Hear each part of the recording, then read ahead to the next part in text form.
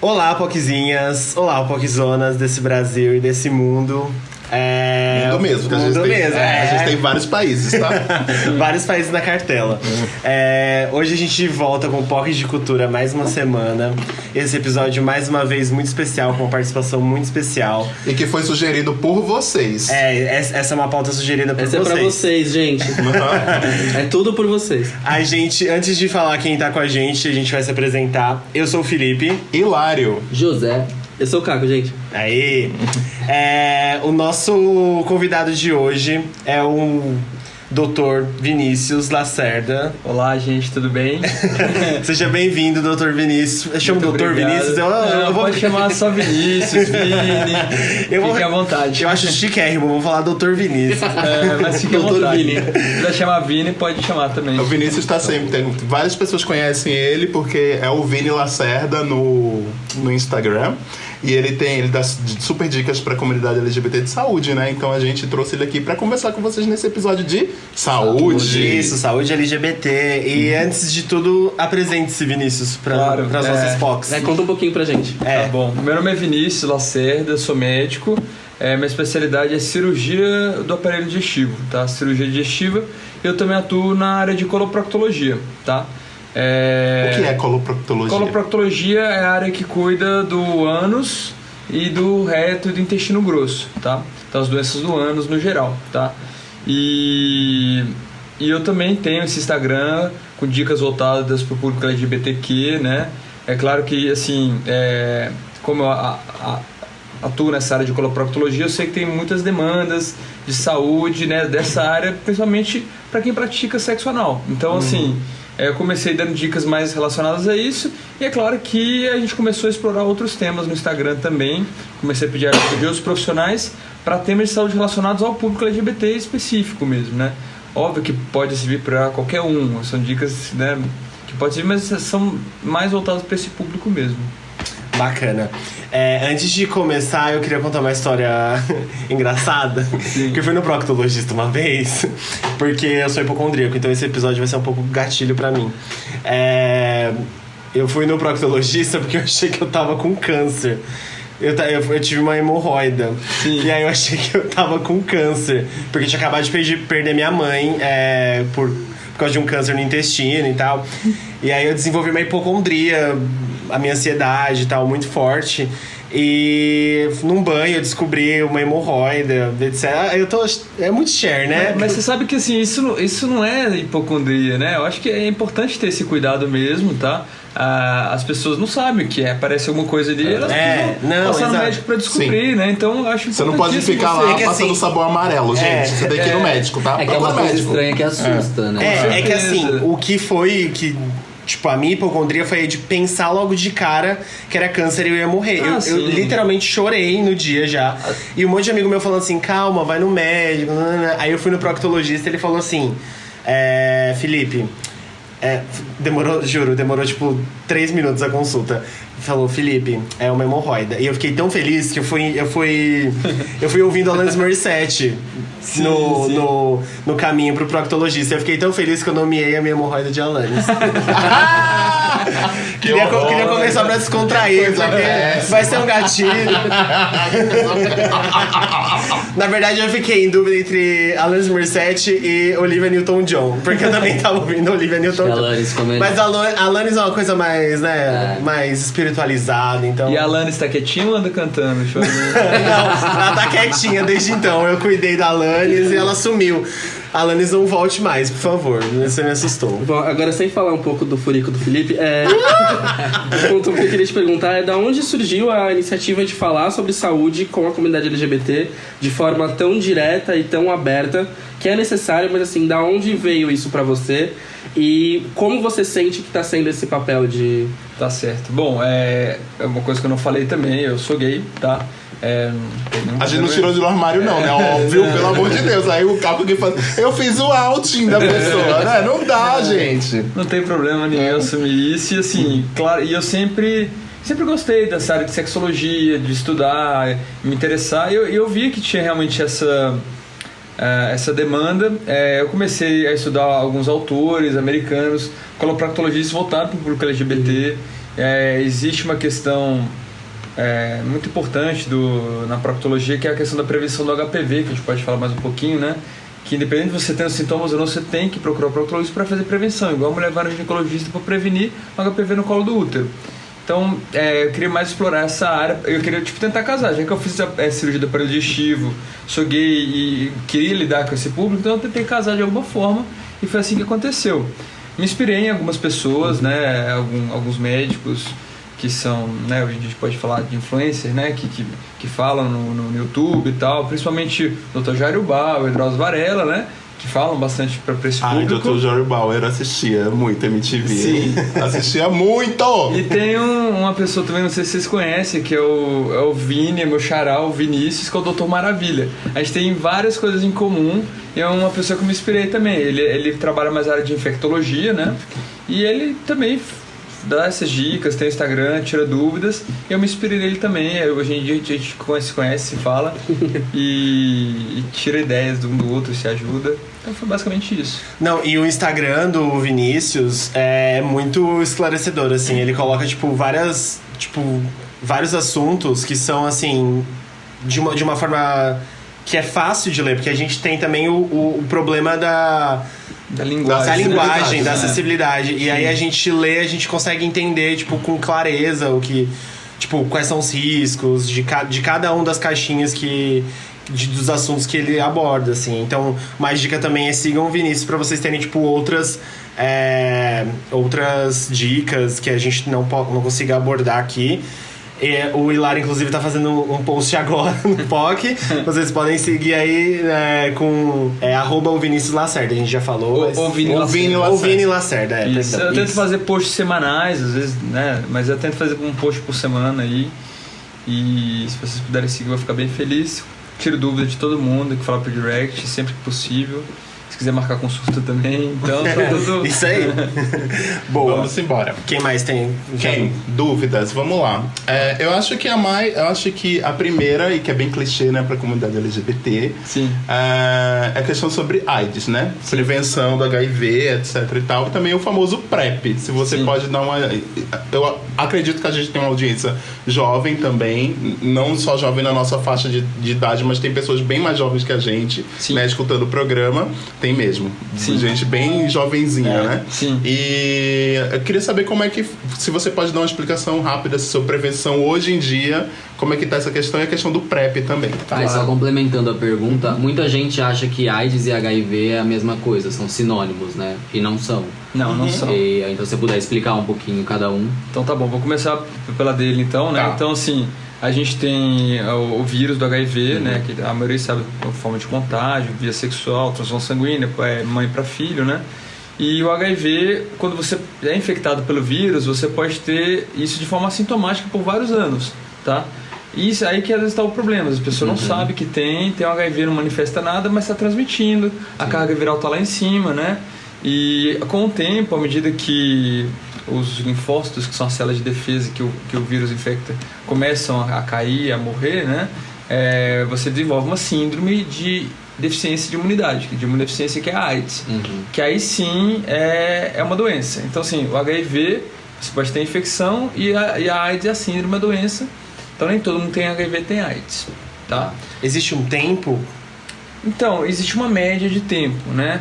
Isso pode durar, às vezes, em torno de 2 anos, até mais, às vezes, tá? Mas isso varia de pessoa para pessoa. Uhum. E tem com relação à contagem também. Por isso que, assim, é importantíssimo. Eu vou falar agora com relação à forma de prevenção, não só do PrEP, eu vou falar de algumas. A gente tem falado muito de prevenção combinada. Antes falavam muito, camisinha. Óbvio, camisinha é um método excelente, barato, prático, acessível e que previne o HIV quase 100%, mas não é 100%, né? É um método que tem falha, você pode romper, você pode sair, tá? Então tem se falado de prevenção combinada. Além da camisinha, uma coisa importante é você se testar de tempos em tempos. Em pessoas, a gente fala mais ou menos a cada 6 meses. Tá. Mas é quem tem vida sexual ativa ou no geral, assim, quem tem vida sexual ativa, tá, né? Que às vezes não tem uma relação estável. Até quem tem relação estável, eu acho que é importante fazer. Inclusive, isso é uma das perguntas que depois a gente vai entrar. Tem uma das perguntas sobre eu isso. Eu até falei sobre relacionamento aberto num post uma vez. Então, sim, você testar cada 6 meses e tem um termo em inglês que chama zero sorting.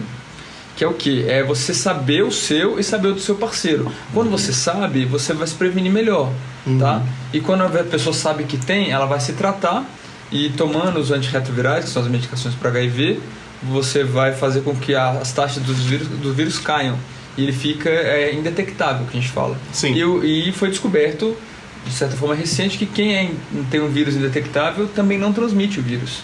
Então, é uma forma de você prevenir.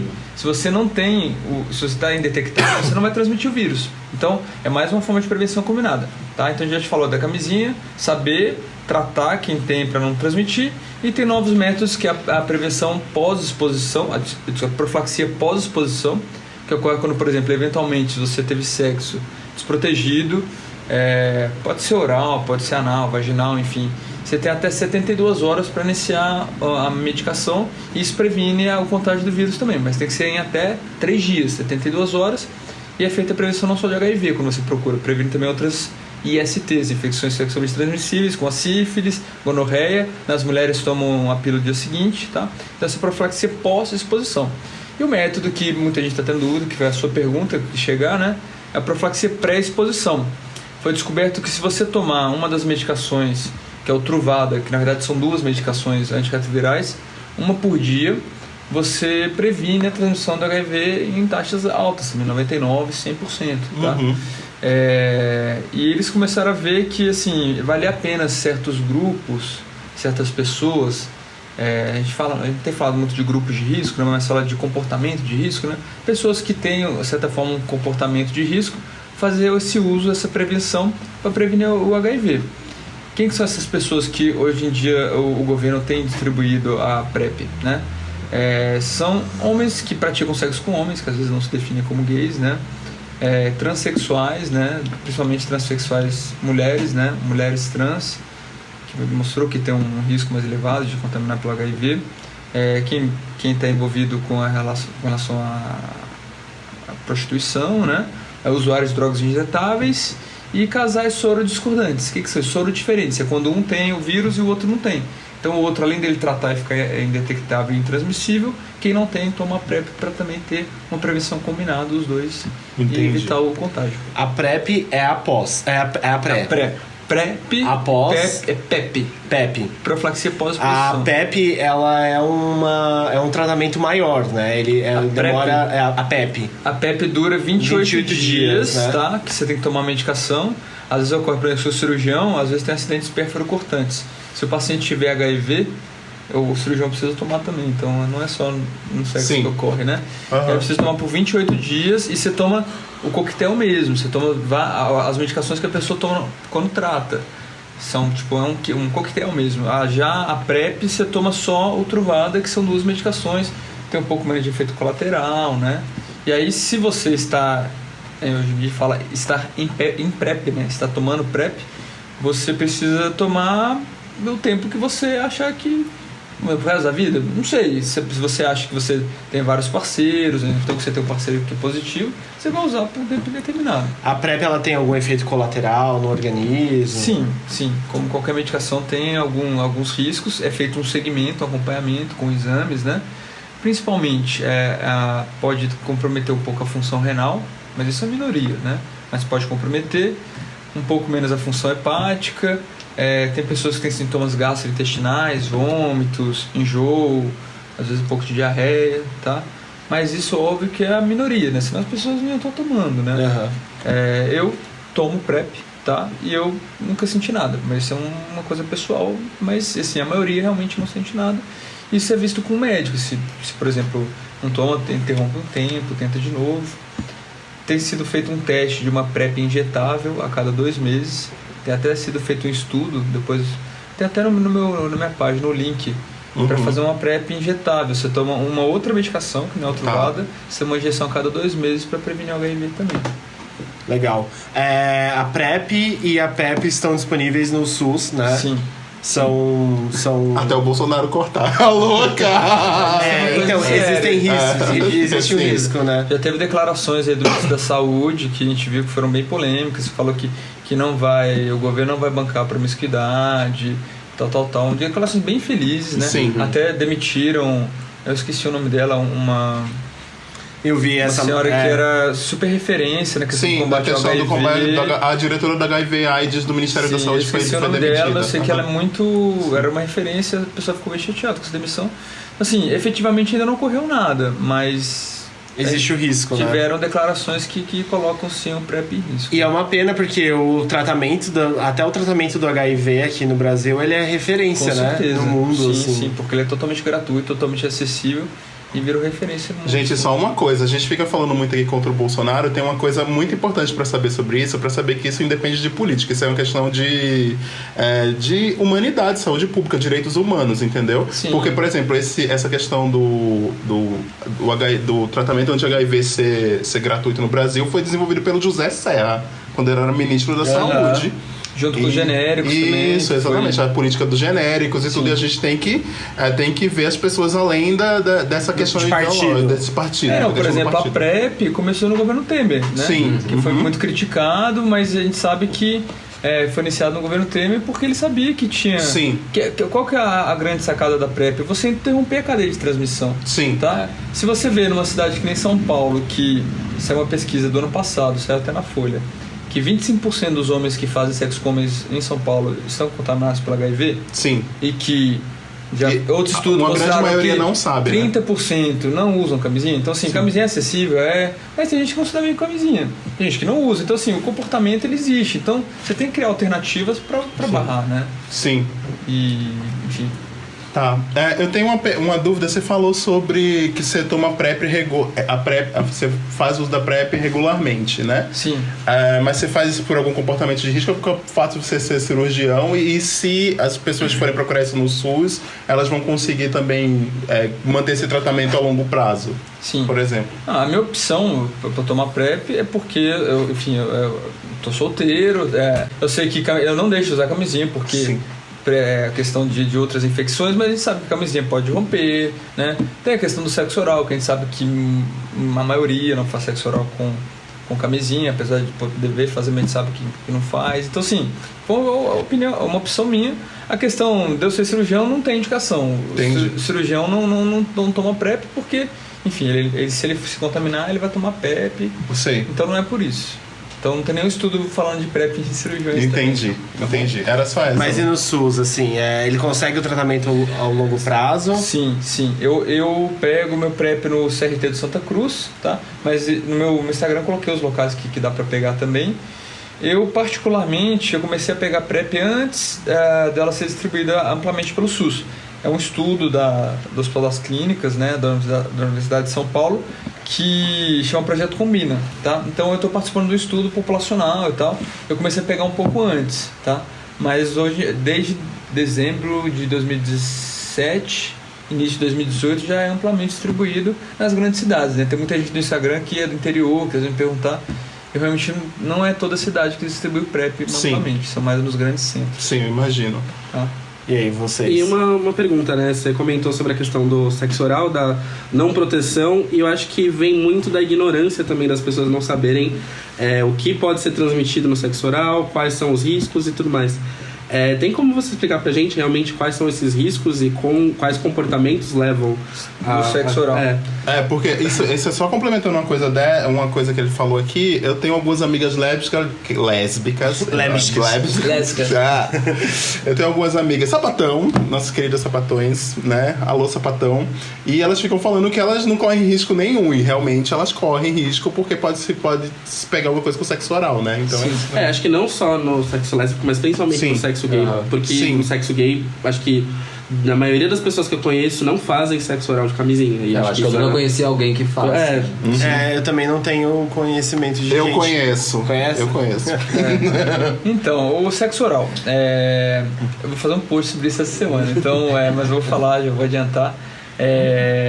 O sexo oral, realmente, o risco de contaminação pelo HIV do sexo oral é muito baixo. Tá? Eu não posso falar que é zero, mas é muito baixo, tá? Por alguns motivos. se você for comparar, por exemplo, o sexo anal desprotegido, né? Para quem é passivo, o risco é 100 vezes, mais de 100 vezes mais do que o sexo oral ou até mesmo o sexo anal sendo ativo, tá? Por que isso? Algumas características do ânus e da boca. O ânus, ele tem uma vascularização muito intensa, né? É um órgão bem vascularizado, tem até as hemorroidas que são vasos, né? Você tem a questão da camada de células, que é uma camada única, né? Então é tipo um epitélio mais simples, que lesiona mais facilmente. E você tem uma grande população de linfócitos CD4, que é exatamente a célula que o vírus vai grudar para infectar. Tá? O ânus tem muito disso. E a boca já tem um epitélio estratificado, são várias camadas de células, tá? A chance de ter alguma lesão é menor. E a saliva, ela deixa o ambiente mais inóspito para o vírus. Mas, por exemplo, se tem ejaculação, se tem alguma ferida na boca, existe sim o risco de contaminar pelo HIV, tá? A grande sacada do sexo oral é que transmite outras ISTs, e transmite muito, tá? Gonorreia, clamídia, passa mais por sexo oral. Era isso que eu ia falar. Uma vez eu estava assistindo aquela série Everwood, né? Que é uma série antiga e tal. Antiga, de 2000, né, gente? Mas é antiga, né? Tem mais de 10 anos. E 19 no caso. E um dos episódios, acho que o segundo episódio da série, tava um surto na escola de pessoas com gonorreia na garganta. Sim. E era feito por causa do sexo oral que as pessoas faziam. Aí teve toda uma explicação falando que sexo oral transmite, você consegue pegar as ISTs agora. As ISTs e tal, e enfim. E aí eu fiquei assustadíssimo. Eu fiquei pensando, gente, então pega também. Pega muito, tá? Sim. Gonorreia, clamídia, sífilis, donovanose, cancro duro, HPV, herpes. Então, assim, sim, sexo oral passa, tá? Com relação às lésbicas, tá? Tem risco, sim. Lésbica faz sexo oral, lésbica tem troca de fluidos, tá?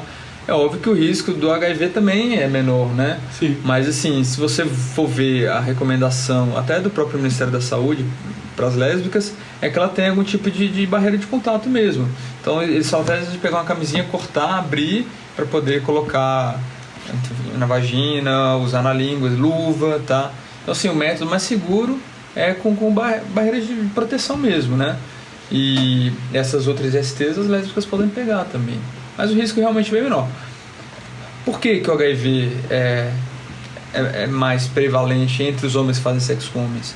É por causa do sexo anal. Realmente o sexo anal transmite mais. Isso não tem como a gente negar.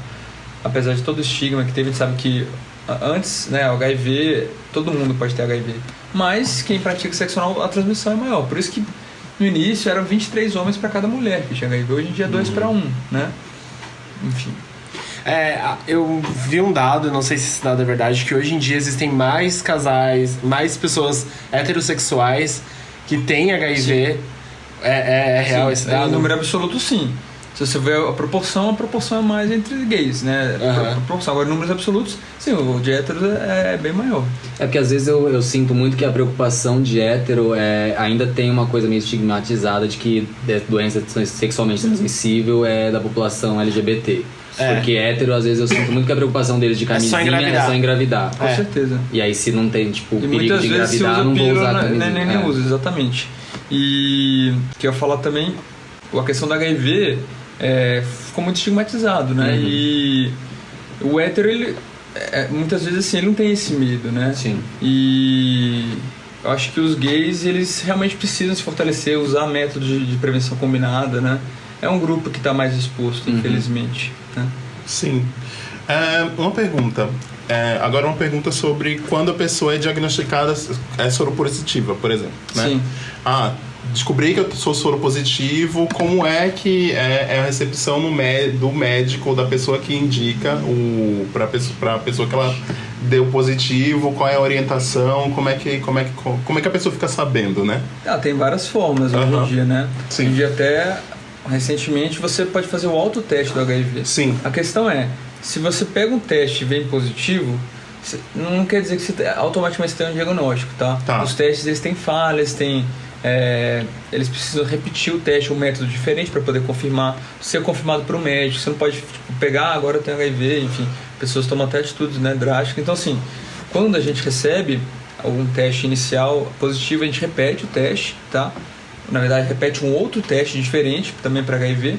Vindo os 2 positivos, a gente confirma, encaminha ele para acompanhamento psicológico, tá? Do psicólogo. E normalmente, se você já não for infectologista, um acompanhamento com o infectologista, que é quem vai prescrever os antirretrovirais e fazer todo esse acompanhamento, tá? Hoje em dia está muito fácil, você pode fazer teste de farmácia com saliva, né? Então você tem que ter esse cuidado. Se você eventualmente pegar um teste e vier positivo, você precisa procurar um médico para poder repetir e ter o aconselhamento correto, né? É igual a gravidez, né? Sim. Teste de gravidez de farmácia pode dar errado. Exatamente. Os testes podem dar falsos positivos. E falsos negativos também, né? Todo método tem falha. E tem um segmento da Unesco, do pessoal da Organização Mundial de Saúde, né? Que teve uma campanha recente no Brasil, que até com o Lucas Raniel, não sei se vocês conhecem. Sim. Ele participou também, sim. Eles fizeram uma campanha que assim, deu positivo e agora, né? Então é um site super legal que vocês podem ver depois também. Fala sobre, várias pessoas relatando, falando como que foi a experiência de ter o diagnóstico do HIV, né? E eu achei super interessante essa campanha, porque é isso, né? O tratamento do HIV, ele avançou muito, apesar de não ter cura, você tem um controle super satisfatório da doença, do vírus, pessoas convivendo com o vírus há 30, 40 anos já, eu já vejo isso. Então não é o fim do mundo, se você tratar, você não vai passar o vírus, então você pode continuar com o seu namoro, sabe? Virou uma doença crônica, né? Uma doença que você vai ter que conviver, mas que dá pra conviver bem hoje em dia. Eu acho que vem muito também da maneira como a gente foi exposto à história, o histórico e a história da doença. Sim.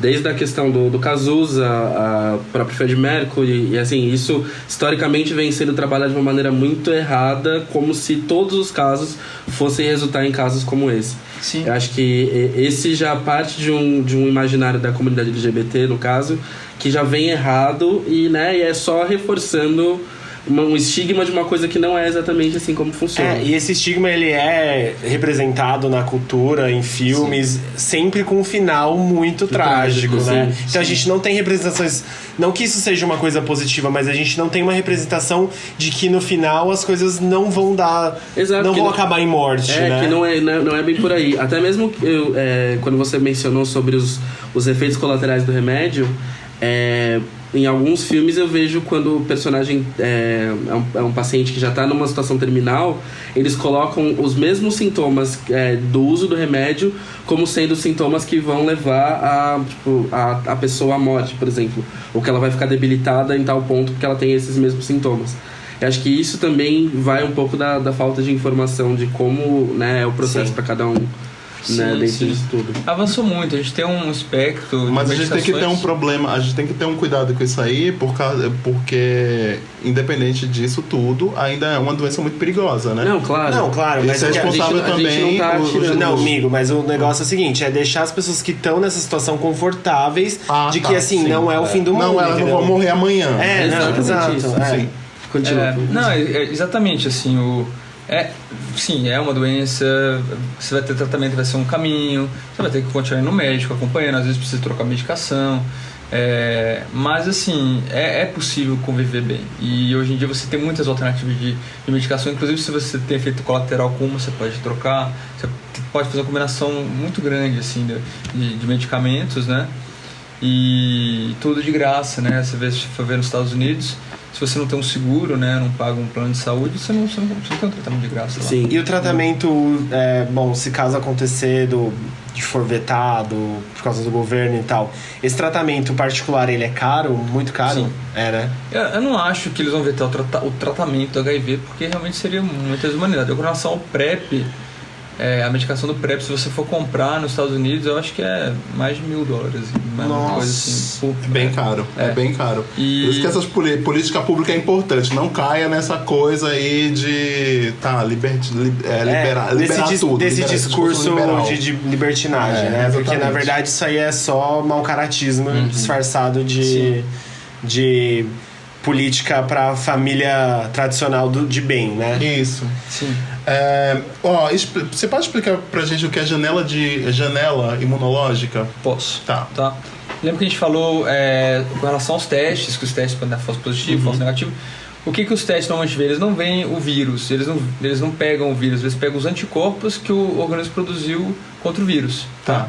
E até quando você é infectado, até você, por exemplo, tem aqueles 3 dias lá que você pode tomar PEP, aí depois que você é infectado, até o vírus começar a se replicar e começar a produzir anticorpos contra o vírus, demora um tempo. Tá. Esse tempo, ele varia de acordo com o teste. Então tem testes que começam a pegar esse anticorpo só depois de 30 dias. Alguns só depois de 3 meses. Isso varia o teste. Então esse período, até começar a ter níveis de anticorpos suficientes para o teste vir positivo, é chamado de janela imunológica. Por isso que, se por exemplo você teve uma exposição, não tomou a PEP, não deu, enfim...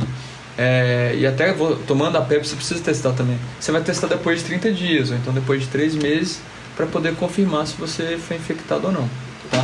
Outra questão também que eu lembro da janela imunológica, em relação à doação de sangue, né? A gente sabe que quem é gays, enfim, gays ou homens que praticam sexo com homens, não podem doar sangue, a não ser que ele estiver abstêmio por 1 ano. Sim. Não, nem com parceiro estável, ele não pode doar. Sim. Mas... A gente tem que ser obrigado a mentir para doar o sangue. Sim, lá, né? ele espera que não minta. Por quê? Assim, o que acontece? Eu não tô falando que eu não concordo, na verdade eu não concordo muito, mas qual a justificativa? Mesmo você testando a amostra que você vai doar, essa amostra pode estar em janela imunológica, né? Então às vezes você corre o risco de transmitir e tal.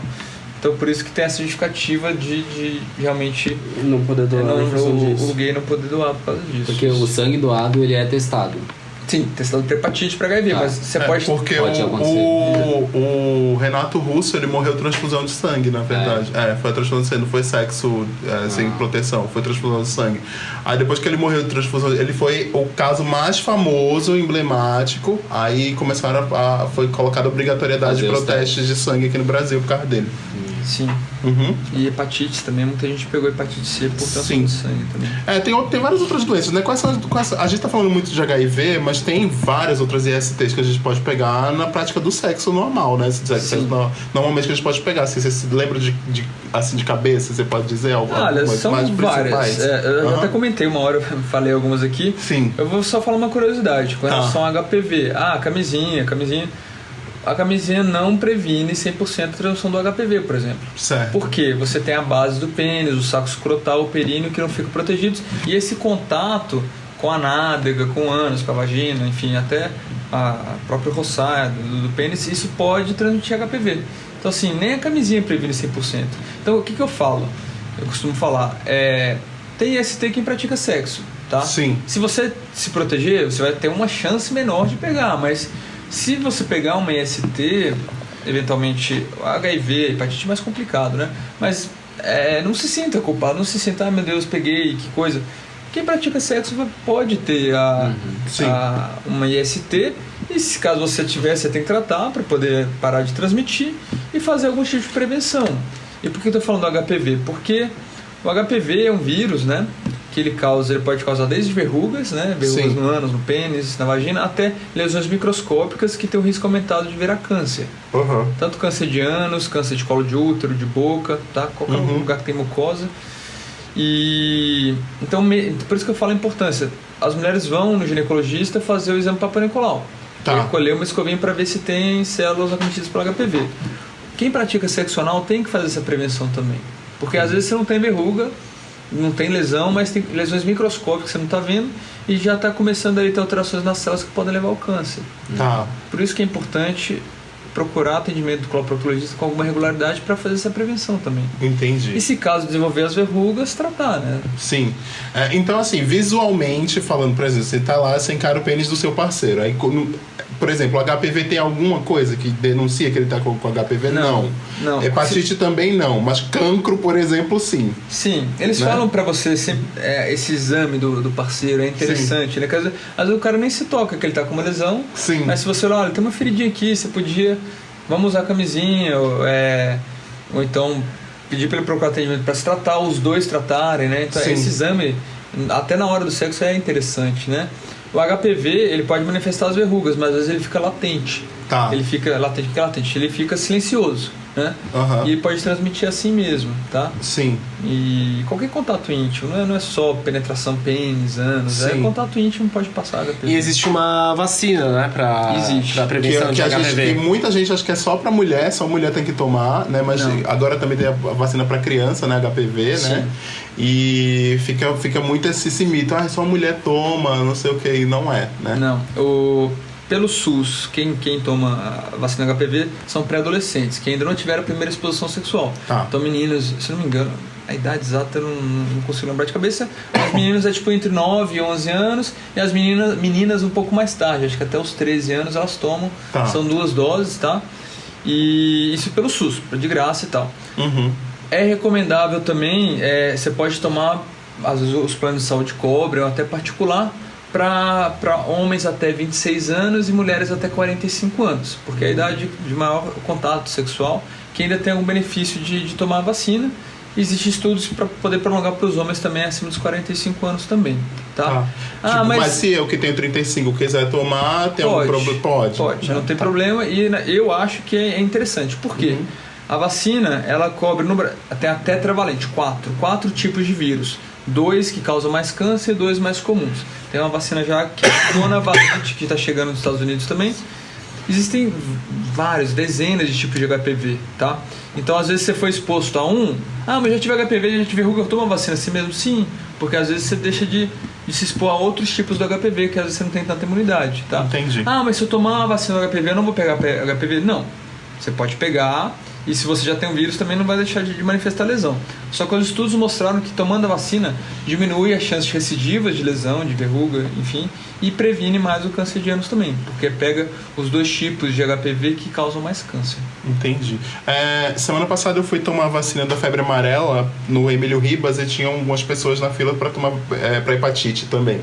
A hepatite, eu não lembro qual é a hepatite do sexo. Hepatite A, todas podem por sexo. Todas podem por sexo, mas qual é a mais comum?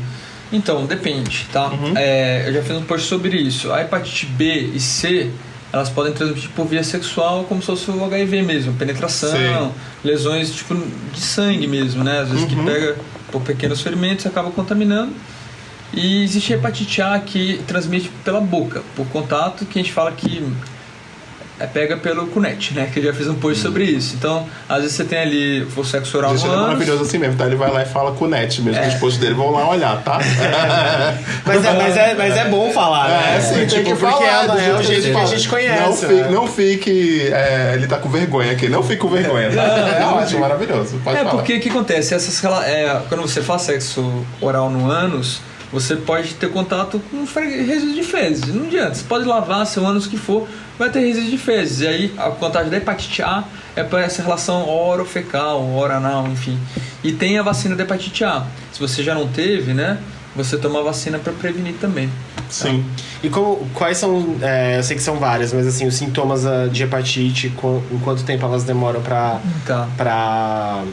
aparecer e tal? Sim. Elas podem ser silenciosas, então a pessoa descobre depois, o fígado já está doente. Mas a hepatite A, principalmente, a pessoa tem febre, dor no corpo, sintomas gerais de doença, e geralmente elas ficam amareladas, fica com o olho amarelo, a pele amarela, né?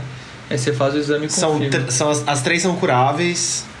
São, mas existem algumas mais difíceis de curar. A hepatite A, normalmente, ela é autolimitada. Então, tipo, é como se fosse uma gripe. Você pega e o próprio organismo, se não tiver uma evolução desfavorável, que é a insuficiência hepática, né, que casos mais raros podem virar precisar de transplante hepático e tal, mas normalmente a hepatite A melhora sozinha.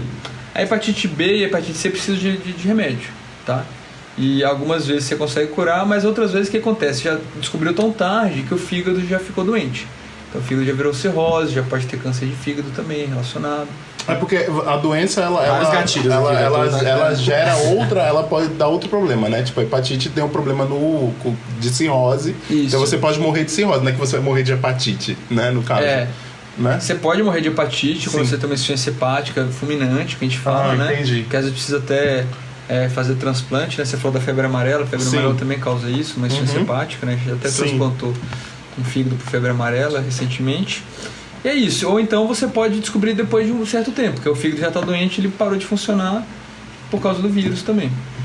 Tá. Aproveitando o gancho... Hepatite B, desculpa, hepatite B tem vacina também. A maioria de nós são vacinados e você precisa fazer um exame para ver se você tem uns anticorpos.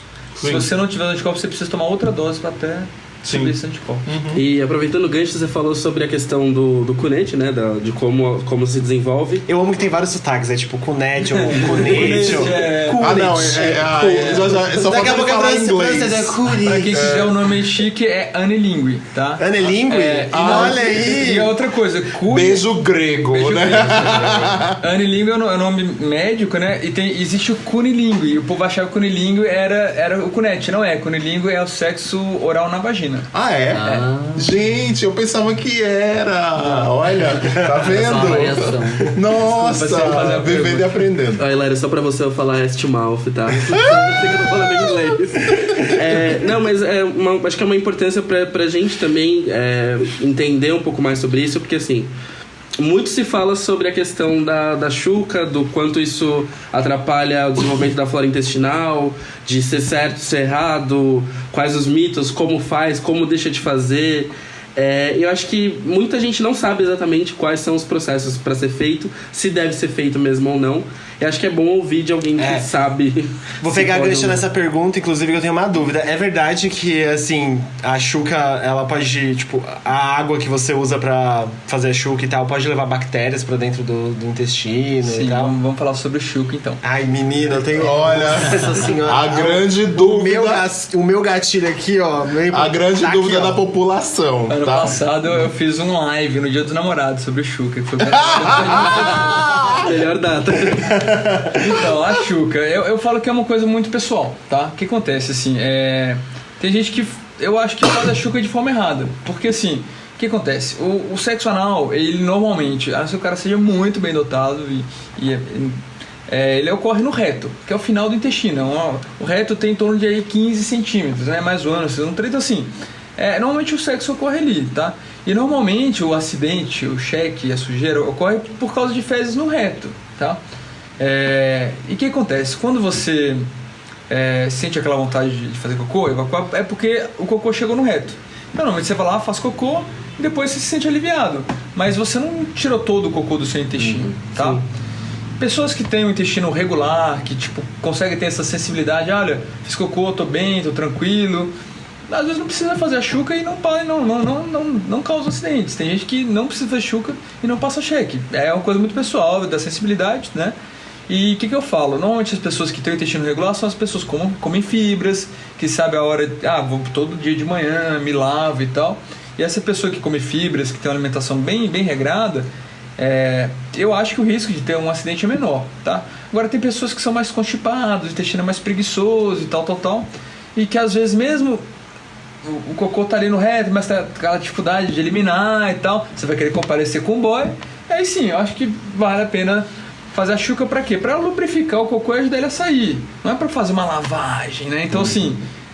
Você brincar de lava-jato dentro do cu. Aí o que acontece? Tem gente Chama o Moro.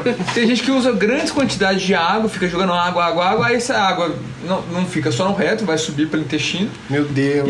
E vai trazer um cocô que tava paradinho, quietinho, que não ia descer na hora do sexo, e aí acaba tendo essa. O Felipe tá aqui um pimentão. O Felipe de 15 anos. Tá aqui, ó, esse é o burro. Eu tô aqui, ó, esse é o burro. Então, a primeira vez que eu fiz, eu tive uma diarreia. Sim. Né? Eu tive uma diarreia. Também. E não vai limpar.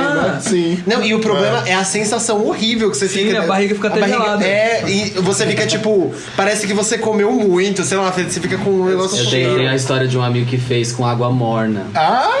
E aí ele ficou tipo a noite inteira cagando, literalmente. Então, aí o que eu falo? Qual o jeito certo de fazer?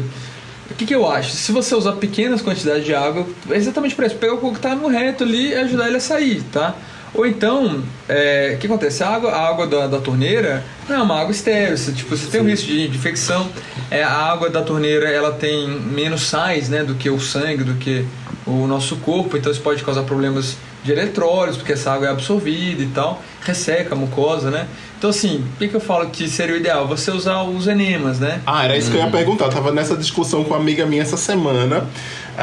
Olha, discussões elevadíssimas que eu tenho no WhatsApp com os meus amigos, né? Enema ou não enema?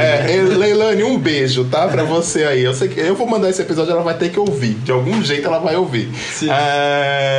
E aí ela tava falando que ela só usa enema. Sim. Ai, não, chuveirinho não sei o que, só usa enema, vai lá, compra. Aí eu disse, mas miga, a gente tem que entender que não é acessível, porque o enema custa uma grana, tem gente que não consegue, né? Enfim. Então, é por isso que eu falo, quer usar água, usa em pequena quantidade e tal, mas o enema é uma forma melhor, porque ele tem glicerina, ele ajuda a lubrificar bem, tá?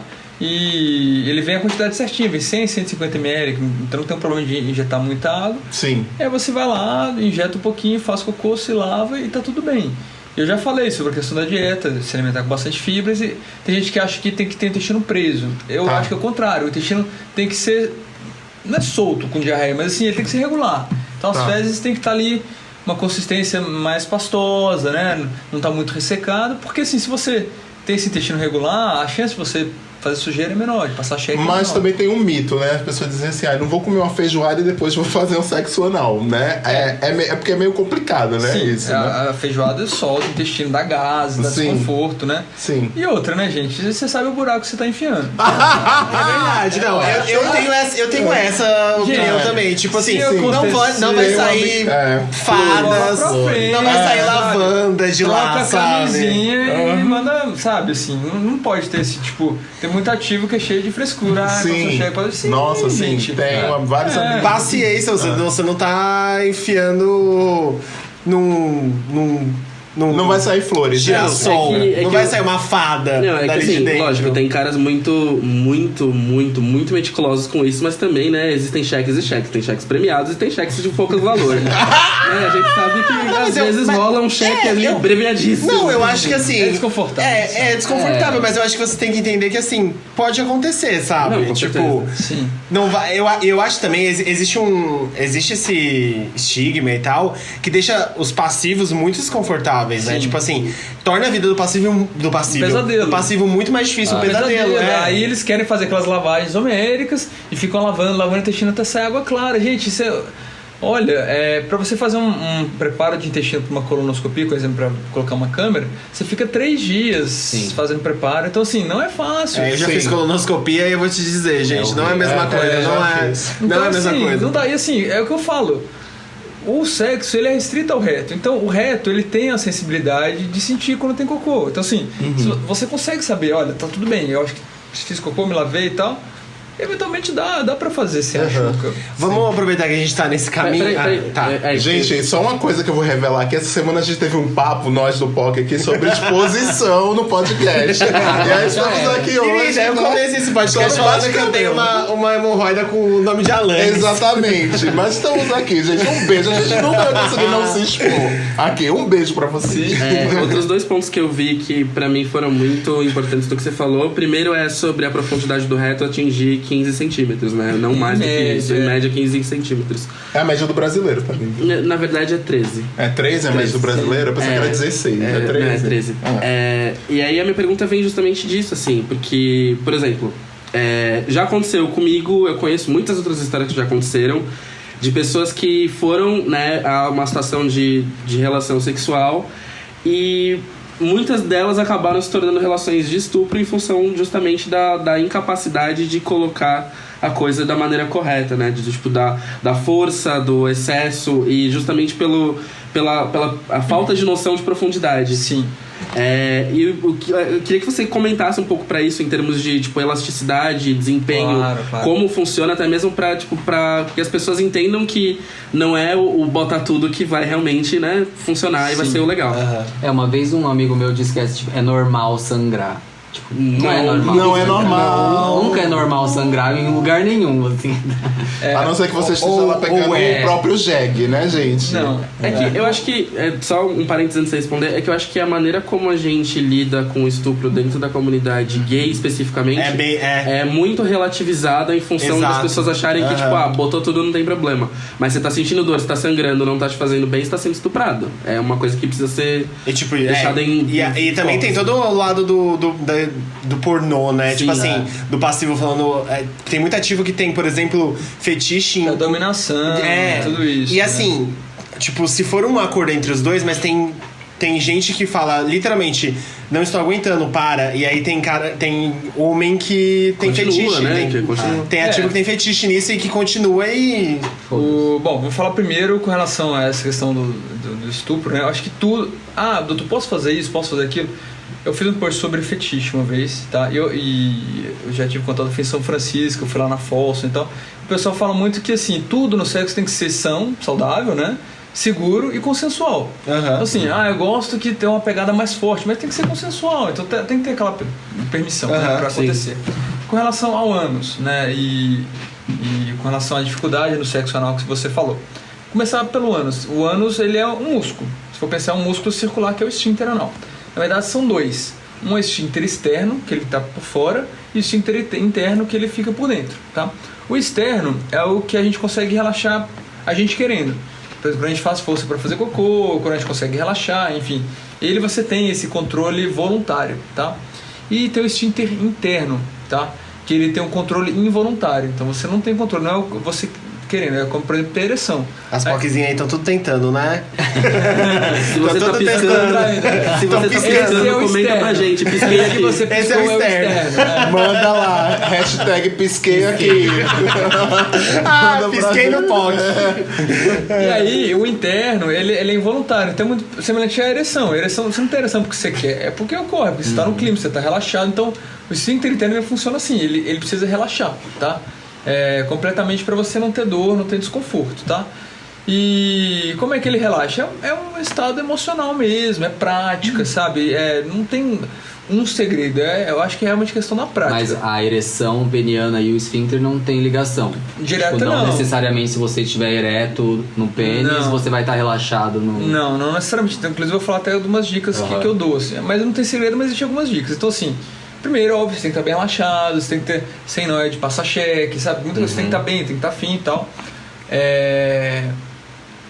Como todo músculo, o esfíncter interno, uma hora ele fadiga, ele cansa. Por exemplo, se você segurar um peso, uma hora você não vai aguentar segurar mais, você vai soltar o peso.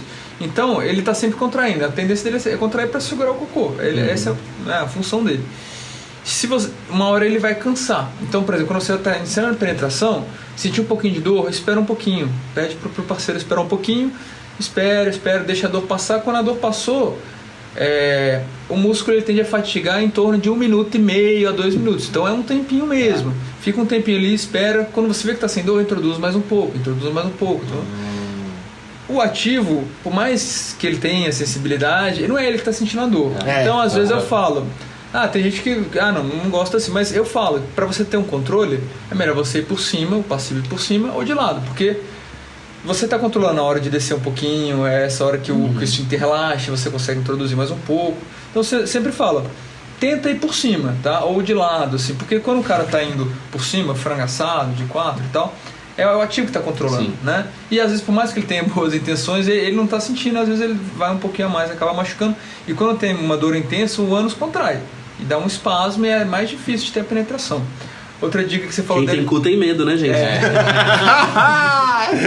Você falou da questão da ereção, né? O que eu falo? Na primeira, quando está sendo penetrado a primeira vez, quando está entrando na primeira, eu falo, para não estimular o pênis. A gente quer estimular, quer ter prazer naquela hora ali. Só que assim, não sei se já repararam, quando você tá com tesão, quando você vai ejacular, gozar e tal, você contrai tudo ali, contrai todos os músculos pélvicos. Então, às vezes você estimulando o pênis, você acaba contraindo. Então eu falo, na hora que tá entrando, não mexe. Às vezes o pênis fica mole, fica flácido, deixa, depois você volta a se estimular, tá? Porque esse estímulo pode causar contração. E lubrificante, gente, parece óbvio, tá? Mas tem gente que vai usar saliva. Não, tem que usar lubrificante mesmo, de preferência à base d'água, tá? E outra, se parar pra pensar, o lubrificante, ele é confortável até pro ativo também, né? Sim. Tipo... Sem atrito, né? O ânus não produz. Não, tipo, além da camisinha e tal, porque a camisinha já vem lubrificada. Mas algumas, é uma lubrificação bem... É uma lubrificação bem pouca, né? Mas, precária. Mas é tipo pra não ficar, sei lá, saindo toda hora e tal. Tipo, tem pra ter o deslizamento E outra, lubrificante de preferência à base d'água, né, por causa da questão do contato com a camisinha, e evitar lubrificante com anestésico. Por quê? O anestésico é ótimo, não vai doer, mas aí tá te machucando, tá te causando fissura, você vai perceber depois, sente, tá? Então nunca use anestésico de lubrificante na hora também. Até mesmo pela questão da força que a gente tá falando agora, né? De tipo, você não tá sabendo se a força tá sendo dosada no que tá sendo feito. Então isso pode estar te causando fissura, sangramento e caramba 4. Você não tá nem tendo consciência disso. No fim das contas. A gente ia falar do sangramento também, que eu esqueci, né? É normal sangrar? É assim, nunca sangrar é normal. A gente tem, como eu falei, é uma área muito vascularizada, você tem os mamilos hemorroidários. O que eu falo? Hemorroida todo mundo tem. Hemorroidas são estruturas que estão ali, são os coxins que ajudam até na continência das fezes e tal. Agora, existe a doença hemorroidária que quando começa a dar sintoma, quando começa a sangrar, doer, sair pra fora, né? E às vezes pode acontecer às vezes uma relação que foi um pouquinho mais forte, enfim, né? Se empolgou ali na hora, e depois, ou durante, às vezes depois, tem um sangramentozinho discreto, pequena quantidade limitada, que não fica sangrando depois. Vamos dizer que isso é normal, isso pode acontecer e isso não causa preocupação, tá? É isso que eu digo. Se o sangramento parar, tipo, rápido... Isso, né? Se, tipo, às vezes depois da relação você vai fazer cocô, acaba sangrando um pouquinho, pode acontecer. O ânus é vascularizado e às vezes, agora se ficar persistente, com dor, aí precisa procurar um prócto para poder te examinar. Tá? Alguma dúvida a mais sobre essa área? Eu ia perguntar o que você falou sobre a questão da ereção, e aí eu queria entender também isso num ponto de vista de saúde do pênis, assim. Muita gente não tem o costume de lavar, que acho já um absurdo, mas né, é uma realidade. E a questão da você saúde... Você lê minha mente. Eu ia passar pra higiene. A questão da saúde do pênis também acho que é uma coisa que nem todo mundo entende. Desde quem tem prepúcio, né, que é a pele do pinto ali, que nem sempre sai. Então, assim, já aconteceu muitos relatos de amigos, assim, tudo mais, de vir a reclamação, tipo, tava com boy, mas a cabeça do pau do boy não saía. Sim. E o quanto isso também vem da questão da saúde e o que pode ser feito em casos como esse, onde a saúde ainda está mal explorada. Claro. A questão da higiene do pênis é fundamental. Por quê? Está relacionado com câncer de pênis, tá? Então a má higiene do pênis é relacionada com câncer de pênis, e o próprio HPV também no pênis causa câncer. É verdade que a maioria dos casos de câncer de pênis são causados por causa de higiene? Sim. De falta de higiene? Sim. E as pessoas não lavam. É bizarro. Amigo, você não viu aquele post do BuzzFeed? Não, eu vi, amigo. Aquele post que as pessoas estavam dizendo que não lavam a bunda, não passam papel higiênico na bunda. É porque assim, né, pra mim, por mais que eu veja esses dados, eu fico ainda de cara de que existe, tipo... esse... Sim. Olha, quando as feministas dizem que o homem hétero tem que acabar, elas não estão falando de brincadeira, entendeu? Gente, é uma realidade. É a realidade. Gente, pra mim é bizarro sempre que eu ouço isso, que uma pessoa tem, sei lá, problema em lavar o próprio... O próprio mas acho que vem também de não saber como em muitos casos. Até porque alguns casos sim, mas tem outros que literalmente declarado passar um sabonete, sabe? Mas, por exemplo, no caso de um prepúcio muito apertado, o cara não tem como lavar. Isso aí... Vamos deixar. Manda lá nas redes sociais, hashtag eu lavo, tá? Se você lava, tá? Poquezona. Então, a questão da higiene do pênis tem a questão da exposição da glande quando tem prepúcio, tá? Então, assim... quando a pessoa tem fimose, que é aquele prepúcio, aquele excesso de prepúcio, quando ela é criança e a mãe tem dificuldade de expor a glande para poder higienizar e tudo mais, existe uma pomadinha com corticoide que ajuda e tal, e às vezes precisa da cirurgia, tá?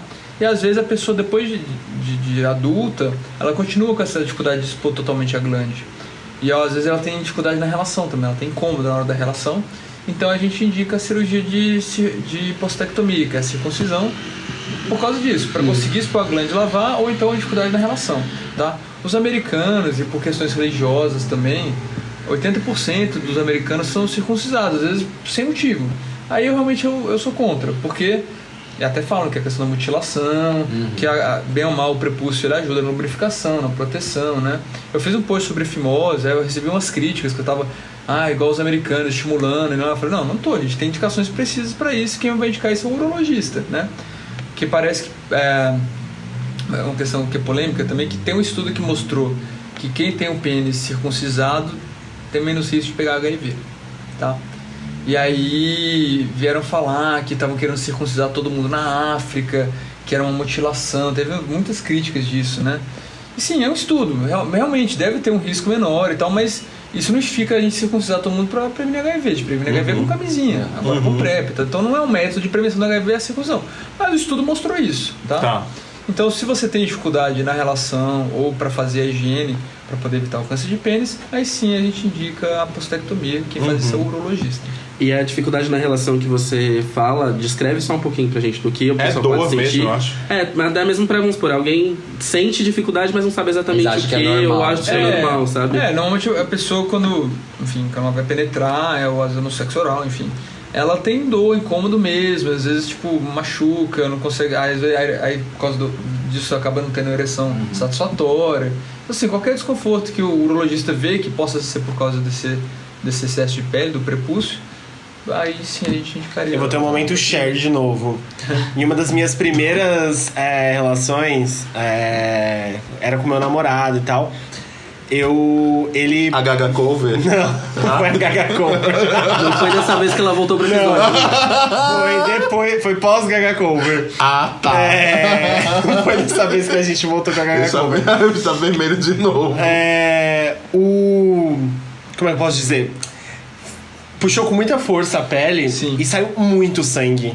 Tipo assim, muito sangue. Foi tipo bizarro, assim. Eu fiquei morrendo de medo, eu tinha 16 anos. Que era estranha, né? Então, tipo, é bizarro. Só que depois nunca mais saiu sangue. Eu não sei se foi por causa do jeito que aconteceu. Às vezes tem a questão do freio também, que fica na... então, eu acho que foi isso. Às vezes é o freio que ele é... Às vezes não tem realmente o prepúcio, mas o freio que é aquela cordinha ali que fica na barriga da glande ali, né? Na parte da frente, né? E às vezes, na hora que puxa, pode romper o freio. E aí tem cirurgia pra tirar só o freio também, às vezes. Mas aí, por exemplo, eu nunca fui atrás disso. Você fez a cirurgia por conta própria. Foi manual, foi improvisado. Foi um dia a dia. Eu só não fiz um vídeo pra mostrar. Tá bom. Vocês querem ter mais alguma... A gente tem que fazer um episódio com a Gaga Cover, tá? Tem. A gente tem que chamar ela. Não sei se o José vai ficar muito confortável. Não, eu ia perguntar se vocês têm mais alguma dúvida sobre, tipo... Porque tem outras perguntas, mas que não estão relacionadas a, sei lá, sexo e tal. Eu queria perguntar sobre... Se você tem alguma coisa a falar sobre saúde mental. Porque a população, os homens gays, tipo, com disfunção mesmo do pênis e tal, com problemas de ereção, por causa de problemas, né, causados, tipo... Sim. Eu fiz um post também sobre impotência. Impotência. Eu tava tentando lembrar a palavra. O urologista me ajudou. A maior parte das vezes que você não tem ereção, porque a impotência é assim, ou você não tem ereção, ou que você não consegue sustentar a ereção, tá? E tem também a questão da ejaculação precoce, né? Que você tem uma ejaculação um tempo que não é satisfatório para você e para o seu parceiro, né? A maior parte disso é psicológico, né? Dificilmente você vai ter uma pessoa jovem, sem nenhum problema de saúde, nenhuma comorbidade, porque, por exemplo, diabetes, outras doenças vasculares podem sim causar problemas orgânicos. A maior parte das vezes é psicológico, como eu falei, a questão do ser involuntário. Você tem que estar num momento de relaxamento, você tem que estar tranquilo, você tem que estar à vontade. É um conjunto de fatores. E às vezes a pessoa brocha uma vez e aí aquilo cria uma cascata. Principalmente quando a gente é novo, assim, a gente passa por isso, né? Então, às vezes, assim, se isso se tornar recorrente, você precisa procurar um atendimento psicológico mesmo. E às vezes a ejaculação precoce é tratada até com medicações ansiolíticas e tal, para poder evitar isso. Agora, é normal. Assim, eventualmente você vai ter... uma vez ou outra, você ter um problema de impotência e tem que ser uma coisa que ser conversada, não pode ser uma coisa totalmente constrangedora, porque é normal. Viu, gente? Broxar não tabu. Exato, porque existe um tabu envolvendo isso. E até, por exemplo, assim, a primeira vez que você brocha, depois muita gente tem muita dificuldade de continuar e tem muito medo de, por exemplo, ter outro parceiro e acontecer de novo. E aí acaba, tipo... sei lá, anulando a vida sexual por causa disso, sabe? Então, leva muito em conta a performance, né? Exato. Como você se porta no sexo e o que você oferece. E isso é muito recorrente, principalmente pra homem, porque a gente é criado pra ser máquina de sexo, né? Sim, basicamente, tipo, se você não tem um pau funcionando, o seu trabalho como homem no mundo acabou, e aí já era, você não serve mais pra nada. E tem muita gente que usa as medicações pra impotência, que o mais famoso é o Viagra, né? Eu ia perguntar sobre isso. Assim, ele quer ter uma performance bom, mas tem que lembrar que é uma medicação que tem riscos, né? Exato. Muita gente toma sem receita, né? Toma sem receita, toma por conta própria, mistura com substância, mistura com drogas. Às vezes essa mistura pode ser Fatal. Por exemplo, Isso era uma coisa que eu ia até perguntar. O Viagra. poppers, essas coisas, sim. O poppers, pra quem não sabe, é uma droga, né? Que é um vasodilatador, que é muito, muito conhecido entre os gays porque ele tem uma propriedade de causar um relaxamento do ânus, né? E além de causar um barato, que dá mais prazer, enfim. E ele é o vasodilatador e o Viagra, né? E as medicações tipo Viagra também são vasodilatadores. Então, se você somar os dois, você pode ter uma vasodilatação e um choque circulatório mesmo, entendeu? Então tem que ter cuidado, né? E assim, se você é saudável, não tem por que você usar Viagra, você não precisa, né? E o Viagra, ele é prescrito para quem tem aqueles problemas orgânicos de vascularização, pessoas às vezes mais de idade, tal, que normalmente o urologista prescreve o Viagra.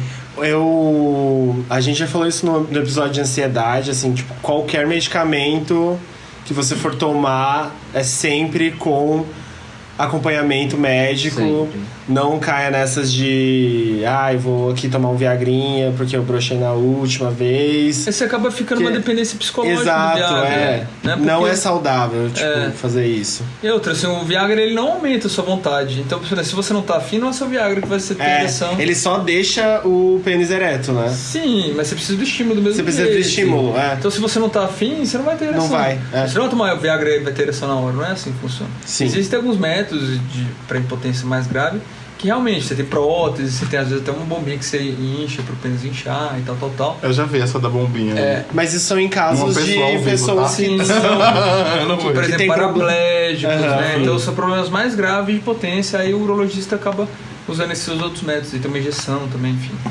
E tem um problema do Viagra, pessoas jovens, que pode ter o priapismo, é uma ereção que o pênis não desce mais. Fica ereto, duro, é preciso fazer uma injeção para drenar o sangue do pênis. Então assim, Meu Deus.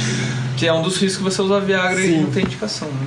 E aproveitando para falar, a gente tá falando sobre vasodilatadores e tudo mais, mas no caso de pessoas que usam de anel peniano ou aquela bomba peniana que todo mundo já viu no anúncio de pornô lá, aumente seu pau em 10 centímetros.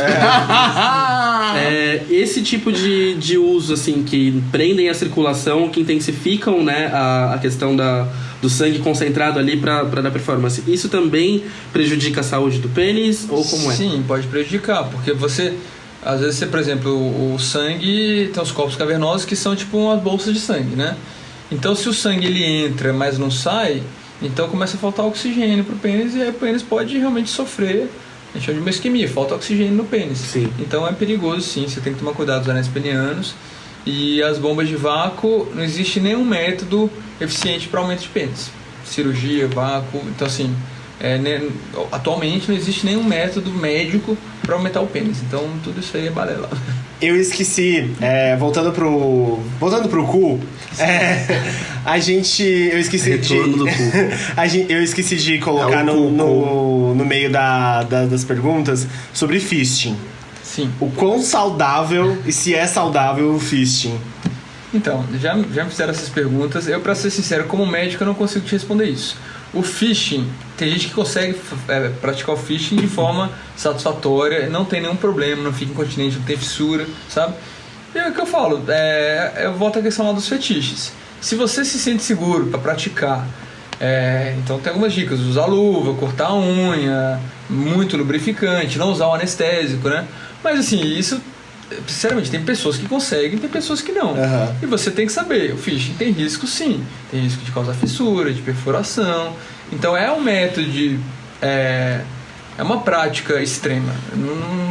Longe de me julgar, cada um faz sim, é o fetiche de quiser. cada um, né? Mas é uma prática extrema. Não, que tem lógico. risco, sim. Eu queria saber só porque se existe algum risco maior, por exemplo, do que um sexo anal com pênis normal. Existe, né? Sim. Você A pessoa tá literalmente com a mão nas suas tripas, né? exato. Você virou o Liutura do 9 de julho e a pessoa tá que com a mão. assim, eu como leigo, eu imagino que tenha. É que assim, o legal seria a gente, tipo...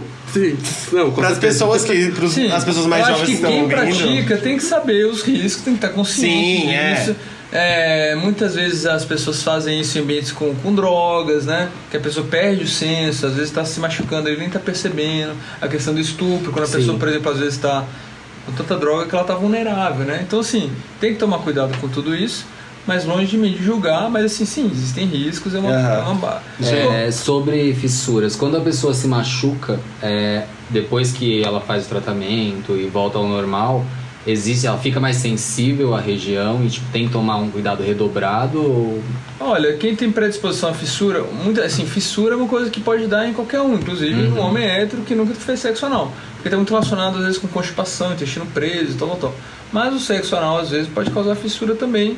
E sim, uma vez que a pessoa teve a fissura, mesmo depois de tratar de cicatrizar a fissura, ela pode voltar a ter, né? Então tem alguns cuidados básicos na questão da lubrificação e etc. Eu sempre falo para não usar o papel higiênico, né? Sempre lavar a região. Era uma pergunta. Sabe, porque o papel higiênico... Olha, pra mim, minha opinião, o papel higiênico ele tem um atrito, por mais que seja o neve, desculpa falar marca, mas assim... Não pode falar. Aquela super maciez, mas assim, é um atrito.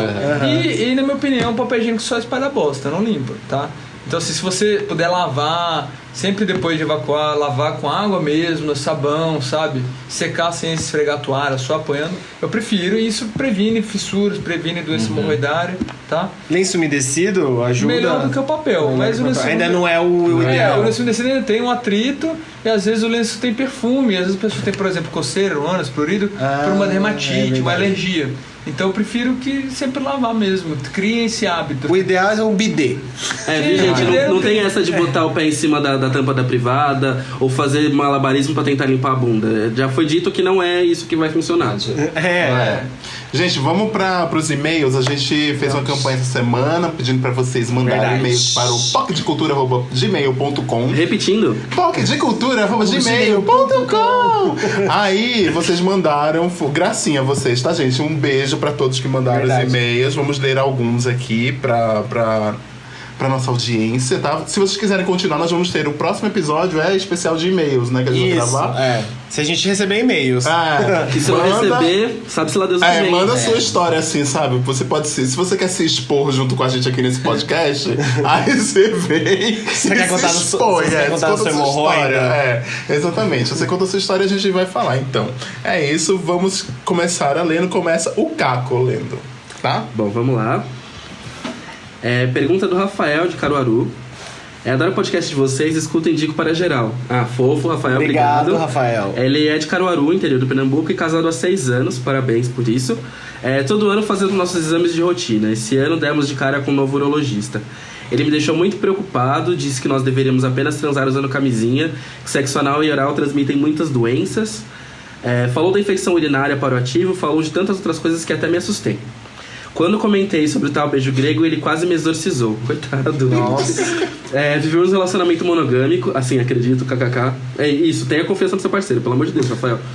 E com o tempo, o preservativo foi deixado de lado. Até onde devemos nos preocupar com a saúde na hora do sexo? Beijo grego nunca mais? Voltaremos a usar camisinha? Obrigado, seus pocs lindas. Beijão.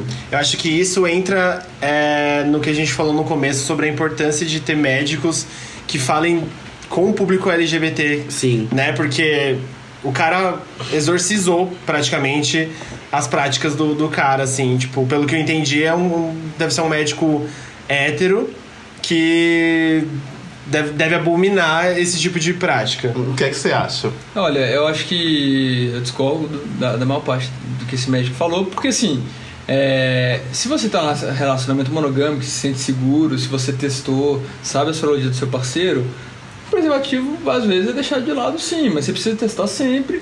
E, claro, tem que confiar na questão se vocês realmente estão abertos ou não, né? Se estão em relacionamento fechado. Com relação aos riscos, risco de infecção urinária, olha, se você depois do sexo lava seu pênis, não acho que aumenta o risco de infecção urinária, não, tá? Porque tá praticando sexo anal, até porque o sexo vagina também tem bactéria, enfim, a boca Sim. tem bactéria também, então, claro que ânus tem uma quantidade razoável, mas não acho que seja um risco aumentado. A questão do sexo, do conete, da relação oro-anal, né? Sim, tem riscos, tá? Mas assim, se você tem prazer, se você, enfim, se você tá com seu parceiro, às vezes vai lá, toma um vermífugo, às vezes faz uns testes, um exame de fezes, toma um vermífugo, e aí vacina para hepatite A, você vai estar prevenindo muitas doenças assim, tá? Sim. Agora, assim, não pode abominar as práticas sexuais só porque eles são gays, né? Não pode falar dessa forma, gay faz sexo dessa forma, gay faz sexo anal e faz cunete, entendeu? Isso mesmo. Então, ele não pode julgar e abominar, e assim, fazer os caras voltar a usar camisinha só porque são gays, entendeu? ele fala isso pro hétero, volta a transar com sua esposa de camisinha. Poxa, não concordo. Não é bem por aí. Exatamente. E eu ouvi, aproveitando a pergunta do Rafael, né, um pouco da pergunta do Rafael, eu já tinha ouvido uma vez sobre práticas de autocuidado pós-sexo, né, pra prevenir, por exemplo, infecção urinária e tudo mais, e até outras questões. De fazer um bochecho com água, né, depois do sexo, tipo, limpar a boca pra tirar tudo isso, se é recomendável ainda. E da questão do xixi pós-sexo, né, da importância do xixi pós-sexo pra prevenir justamente a questão da infecção urinária. É mito ou é verdade? É verdade, tá? Se você urinar depois do sexo, você vai realmente fazer uma limpeza mesmo, né, da urina ali. E a questão da higiene oral, sim, mas não quer dizer que, tipo, escovando o dente ou lavando a boca você vai prevenir IST, tá? Mas é claro que, tipo, você tem muita troca de fluido, de bactéria ali, às vezes, sim, lavar a boca pode ser uma prática de higiene, mas não para prevenir IST, tá? IST ela ocorre independente disso. E a questão da infecção urinária é muito mais para as mulheres, tá? Sim. Por quê? As mulheres elas têm uma uretra muito menor que a do homem, então o risco da bactéria subir, chegar na bexiga e causar uma infecção urinária é maior. Tem a questão, por exemplo, da mulher, às vezes o homem, ele, por exemplo, começa com sexo anal, depois vai pro vaginal. Tem que trocar a camisinha, né? Sim, quando fizer sim. isso, porque aumenta, assim, o risco de infecção urinária na mulher. Falando sobre, antes da gente ir pro próximo e-mail, carnaval tá chegando. As doenças que são transmissíveis pelo beijo. Transmissíveis. Gente, eu dei um bug aqui na minha cabeça. Pelo beijo. Mononucleose, essas coisas. Como que faz? Como faz? Olha, não tem o que fazer. Né? Você vai pegar. Se for pra pegar, então assim, na boca. Vai fantasiar de camisinha. A gente sabe que quanto mais boca se beijar, mais vai ter, mas assim, é principalmente questão do herpes, né? O herpes labial, a mononucleose e HPV também pode ter um risco menor também, mas assim, o beijo normalmente a saliva, ela tem anticorpos, né? Então assim, o beijo ele tem baixo risco, inclusive não tem risco de transmissão de HIV pelo beijo. Isso não existe. Tem ainda muita má informação. Muita má informação sobre isso, né? Sim. Agora, beijem bastante e é isso, né? E usem camisinha. Sempre tem surto de conjuntivite no carnaval. Exato. Carnaval, É isso aí. Carnaval, Agora vamos para a pergunta do Ivanildo. Um beijo, Ivanildo. Gostaria que vocês versassem sobre a saúde LGBTQ+, na boa idade. As POCs idosas com problemas de saúde, as travestis idosas que têm que ir ao urologista, que provavelmente todas sofrem com muito constrangimento e não tiveram o correto acompanhamento médico necessário. Beijo. Sim, eu fiz um post sobre isso também, super legal, um amigo geriatra me ajudou, tá? Tem demandas específicas do idoso, né? Às vezes, por exemplo, o idoso ele não teve todo esse acesso que a gente tem hoje em dia, então às vezes ele teve um pouco mais de dificuldade para se assumir, às vezes se assume depois de velhos mesmo, né? Às vezes se separam, até aquele seriado, acho que é Grace and Frank, que fala sobre isso. Ai, né? perfeito. Então, assim, tem essa questão da demanda do preconceito para se assumir, né? Tem as doenças do idoso, a questão da impotência, que é muito importante, né? Então, ele quer ter qualidade de vida sexual, então ele precisa do acompanhamento, às vezes precisa tomar medicação, né? Aí sim usaria o Viagra, né? Que é uma medicação que revolucionou a questão da impotência na melhor idade, né?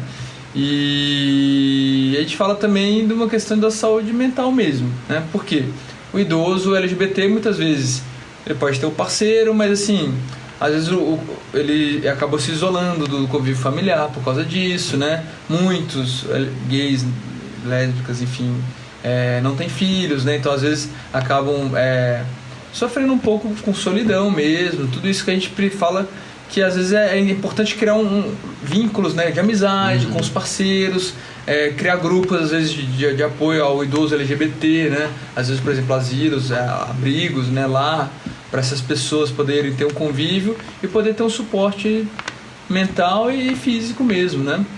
E sim, tem se discutido cada vez mais a saúde do idoso LGBT e como abordar, né? E com relação aos transexuais, às travestis, sim, sofre muito preconceito, muito constrangimento. A gente acabou de ver esse relato do urologista. Eu recebo muito paciente que fala que não foi bem tratado por urologista, por proctologista, e acaba me procurando porque se identifica de alguma forma. E assim, o médico não precisa ser gay, sabe? Mas ele precisa ter empatia, ele precisa ter... ele precisa estudar, ele precisa saber, né? Ele precisa entender como funciona o sexo gay, os riscos, e ele não pode discriminar. Ele não pode falar que você teve hemorroida, fissura porque você pratica sexo anal. Não necessariamente. E sim, ele pratica sexo anal e vai continuar praticando. Então, você não pode julgar e demonizar, condenar as práticas que ele faz, entendeu? E eu acho que a gente precisa sim ter uma mudança entre os médicos para poder abordar essa população. E a população, o gay cis, né, um homem gay cis branco, né, ele sofre menos do que o trans de classe social menor, que vai sofrer muito estigma, que vai ter que passar no postinho de saúde, né, e às vezes até mesmo médicos particulares que têm esse tipo de comportamento inadequado com essa população. Aproveitando a pergunta, sobre a população trans, como é o acesso à saúde, tratamento no SUS, por exemplo? Então, tem, ou pelo menos tinha, né, políticas voltadas para essa população cada vez mais, né? É uma população que está ganhando muita visibilidade, né? A gente teve o dia da visibilidade trans agora, que foi super... Dia 29 de janeiro, né? O Google mesmo fez uma campanha super legal. Então, assim, é uma população que está sendo vista agora. Era uma população marginalizada, né? A questão do acesso à saúde, a questão das cirurgias transformadoras também, né? Que ela é garantida pelo SUS quando você identifica que é um processo de transexualização, o SUS cobre isso daí. Claro que é um acesso super difícil, a gente sabe que está longe de ser o ideal, mas já existem políticas públicas sim. Teve uma cartilha da população trans que foi tirada do ar, né? Que voltou pro ar agora, mas sem os desenhos, eram uns desenhos super bonitinhos assim.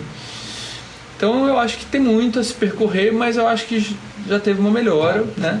É uma população que está ganhando voz, que as pessoas estão começando a entender, começando a diferenciar que uma coisa é o que você gostar do sexo oposto do mesmo sexo, outra coisa é o gênero que você se identifica, são coisas totalmente diferentes. É muito mais complicado. E o gênero que você se identifica não define o gênero que você vai gostar. Então você pode ser homem trans e gostar de homem, sabe? Então é um universo grande e que as pessoas precisam ter voz mesmo, né? Pra ensinar, né? A gente teve, no episódio passado, a gente teve a Briana aqui, que é uma mulher trans, não binária. E a gente teve, até agradecer a galera que respondeu, a gente teve uma repercussão bem legal de gente realmente tendo uma aula com ela. Então, ela ensinou muita coisa pra gente. Até nós 4 homens que somos pessoas bem informadas sobre o mundo LGBT, a gente aprendeu muito com ela. Então, a voz que essas pessoas precisam ter é para distribuir informação, porque existe ainda muita má informação sobre vivência. Eu aprendo muito, eu aprendi. Eu fiz um post sobre trans e eu acabei falando algumas coisas sobre travesti, que eu falei que travesti se considera homem. Eu falei uns termos um pouco inadequados e vieram umas pessoas me corrigirem e eu achei excelente, porque eu consegui depois falar e corrigir isso daí e saber que essas pessoas que se identificam e elas que têm que definir o que elas realmente são. Exato. Né? E não são, porque travesti é isso, trans é isso, não. É claro que a gente tenta definir, a gente tem todas as letras aí do nosso alfabeto LGBTQI+, né? Mas sim, cada letra é uma população e tem gente que às vezes não se encaixa em nada daquilo e tem sua própria definição e a gente tem que respeitar. Né? Exato. Total. Mais uma pergunta aqui, agora a pergunta de uma menina. Legal. Olha, uma menina aqui no programa, uma lésbica, a Stephanie. A Stephanie, inclusive, é minha amiga, tá? Ela é daqui de São Paulo e ela escreve o seguinte: olá, menines. Começando dizendo aqui que sou fã do trabalho que estão fazendo. Obrigado, maravilhosa. E adoro os comentários de dedicação com o podcast. Na real, o que eu ia fazer não era nem uma pergunta, mas uma sugestão. Estamos com um surtozinho de gonorreia e HPV no brejo. Ou seja, lá em Três Sapatão, né? Alô, sapatão! brejo. Dentre outras coisitas. Como nós temos menos formas de nos protegermos, muitas manas estão se fodendo, literalmente, inclusive. E contraindo doenças por não se preocuparem com o básico ou atentarem-se aos sintomas. Um dos sintomas da gonorreia, por exemplo, é dor de garganta. Quem vai saber disso? Ela coloca em caixa alta aqui, inclusive. Seria uma boa vocês abordarem essa questão, já que, né, carnaval tá aí e todo mundo quer sentar com segurança. Beijocas maravilhosos, Stephanie. A gente comentou disso já um pouquinho, né? Então, Sim. assim, as lésbicas têm o risco de ISTs, principalmente aquelas que a gente falou que passam pelo sexo oral, né? Sim. E entre elas está a gonorreia e o HPV, tá? Tá. A gonorreia pode sim dar amidalite, dor de garganta, e os outros sintomas é corrimento no pênis ou na vagina ou no ânus. E às vezes não dá corrimento, às vezes tem um desconforto no ânus, que aí precisa ser examinado pro próprio para poder fazer o diagnóstico. Tá. E o que é importante da gonorreia? É tratar logo para a pessoa parar de transmitir e tratar o parceiro também. Não é tão difícil de tratar, é um antibiótico, dose única, tem tido resistência aos antibióticos, então sim. Aí vem outra discussão imensa, né, com relação à resistência, com relação a pessoas que estão usando PrEP parando de usar camisinha. Então é uma discussão que a gente vai bem à frente, sim, mas que eu acho importante assim, tem alguma coisa errada, trate para parar de transmitir. Com relação ao HPV, sim, as lésbicas têm que prevenir o HPV também, tá?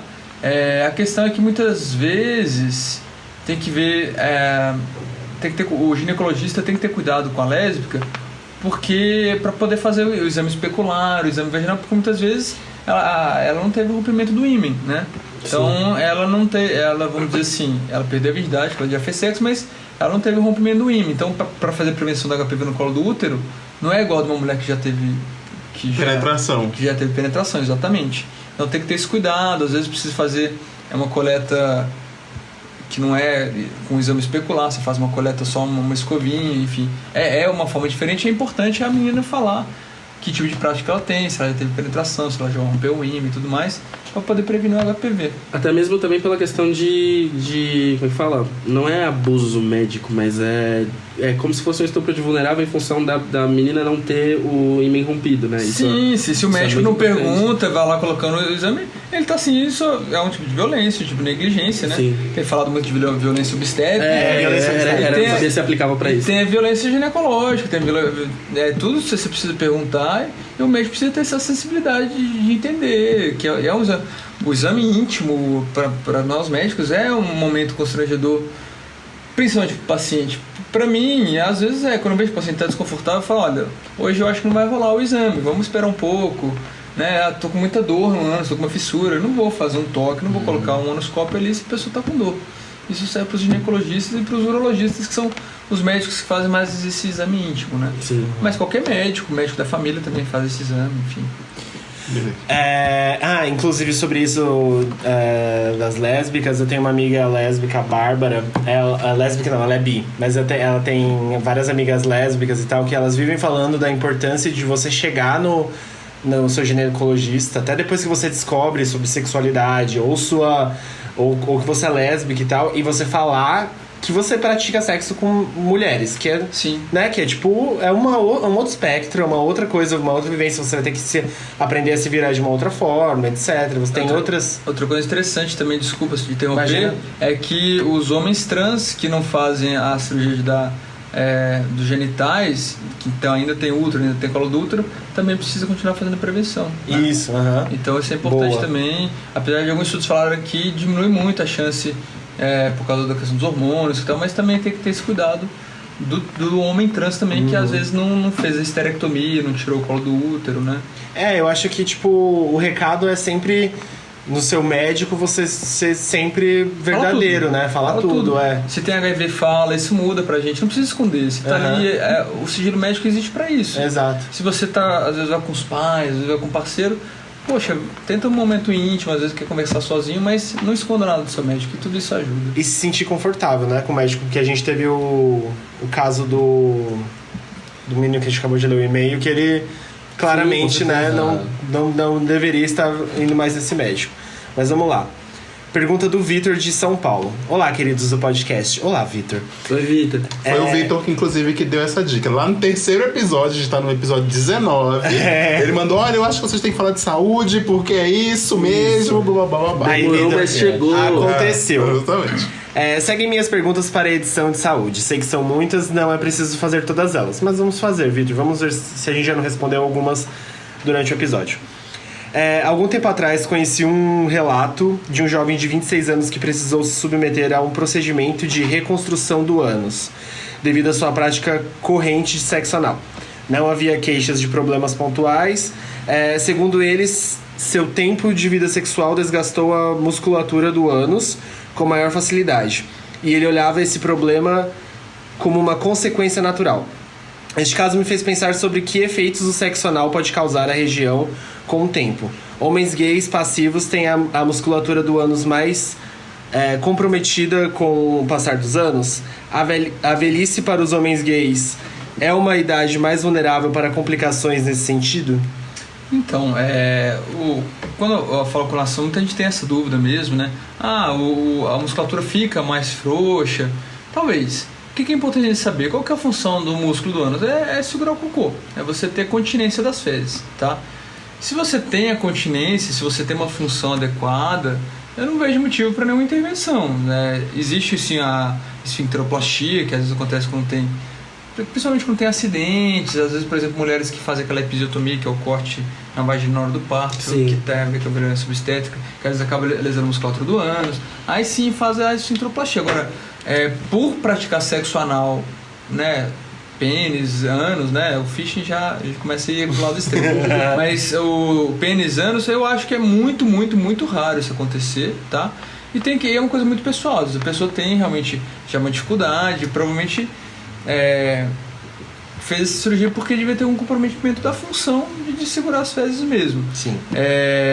Uma vez fiz uma sessão de dúvidas no Instagram, perguntaram se tinha como uma cirurgia para o ânus ficar mais apertadinho. Isso não existe, né? Os gays. Os gays e seus problemas. Os gays.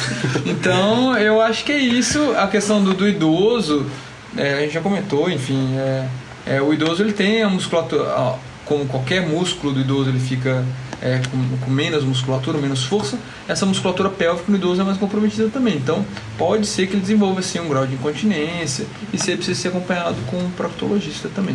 Boa. E aproveitando, só para não dar uma pausa nessa pergunta, sobre a questão de pessoas que usam elementos que não são necessariamente recomendados para a prática de sexo anal, que podem resultar justamente no... O famoso glazés. Tipo glazés, gente que bota desodorante na bunda, sim. legumes. Sim. Tem uma variedade ali. Eu vou falar sobre os acessórios, brinquedos. Fiz um post sobre isso uma vez também. Que assim, os brinquedos são ótimos, tá? Eu acho que a pimenta, a relação... hoje em dia tem uma variedade de brinquedos imensa, de vários tamanhos, coisas que você não imagina que vai entrar no ânus, mas existem, tá? E existem pequenos, grandes... O que eu falo? Você precisa ter cuidado porque, assim... O que eu brinco? É interessante que o brinquedo tem um ombro, tá? O que é um ombro? Assim, para um consolo, ele vai ter o testículo ali que... É interessante ter o testículo porque ele vai dar uma travada, então não entra tudo. Quando é só o cilindro... O ânus ele acaba engolindo mesmo. Aí vira aquele Alice no País das Maravilhas, sabe? Ai, gente, não. E aí precisa ir no médico para poder retirar e tudo mais. Então, assim, os brinquedos têm que ter realmente essa coisa de segurança. É importantíssimo usar camisinha, tá? Nesses brinquedos, principalmente quando está compartilhado, porque você pode passar ISTs também. E brinquedos são ótimos, até aquelas dicas que eu falei do sexo anal, uma das dicas que eu passo às vezes é usar brinquedos, começar com um pequeno e aumentando, fazer isso sozinho durante a masturbação ou com um parceiro também. Já é uma brincadeira, já é uma preliminar ali. Aproveitando sobre masturbação, eu tenho uma pergunta. Eu já li sobre, eu não sei se é verdade. A masturbação do homem, todos os dias, ele ajuda a prevenção no câncer de próstata? Sim. Sim? Tem um estudo que mostrou que mais de 22 ejaculações no mês previne o câncer de próstata. Então é isso aí, gente. Tamo aí. Trabalha essa mão aí, galera. You and your hand, pink. E aproveitando ainda, existe um excesso pra isso? Acho que excesso, como qualquer coisa, quando começa a comprometer sua vida social, seu trabalho. Então, pessoas que sim, são viciadas em masturbação, ficam o tempo todo só pensam em se masturbar e isso quando começa a comprometer de alguma forma, que você tem essa percepção que está comprometendo o seu dia a dia, ou às vezes até a vida sexual mesmo. Pessoas só conseguem se masturbar, mas na hora de fazer sexo não conseguem. Então, começa a ser prejudicial nesse aspecto. Agora, masturbação de forma alguma é prejudicial para a saúde. Ela isoladamente. Tanto masculina quanto feminina, né? Sim, e no caso do vício, existe algum tipo de tratamento que é feito? Existe, um tratamento psiquiátrico, acompanhamento, terapia, enfim. Qualquer coisa em excesso. Compulsão, né? Exatamente, como compulsão em jogo, bebida, droga, compulsão em sexo, masturbação existe e às vezes precisa de tratamento, sim. Boa, vamos para a segunda pergunta que eu acho que a gente já respondeu. O contato entre a língua e o ânus de uma pessoa apresenta riscos à saúde? Se sim, quais? É possível tornar esses riscos evitáveis? Sim, Já respondemos também. Só relembrando, né? Hepatite A e parasitoses e às vezes infecções intestinais também, tá? No meu post eu falo, existia um termo que eu não gostava, que é o termo síndrome do intestino gay. Às vezes a pessoa está com diarreia, por patógenos diversos, né? E isso, os livros de medicina antigamente tinham esse nome, né? Porque estava relacionado à prática de ora-anal, ora-fecal. Mas esse aqui é um nome que já caiu em desuso já. Mas existem esses riscos, principalmente vacinar hepatite A e tomar vermífugo, e se tiver apresentando sintomas, procurar um médico para se tratar. Boa. A terceira pergunta. Os preservativos disponíveis no mercado são adequados para o sexo lésbico? Por que a maioria dos preservativos que vejo nas prateleiras parecem ser feitos para a penetração peniana? Sim, a gente tem um preservativo feminino, a camisinha feminina, né? Que sim, se você for ver como é feito o sexo lésbico, né? Ele é mais na parte externa da vagina, lá que tem introdução de brinquedos, de dedo também.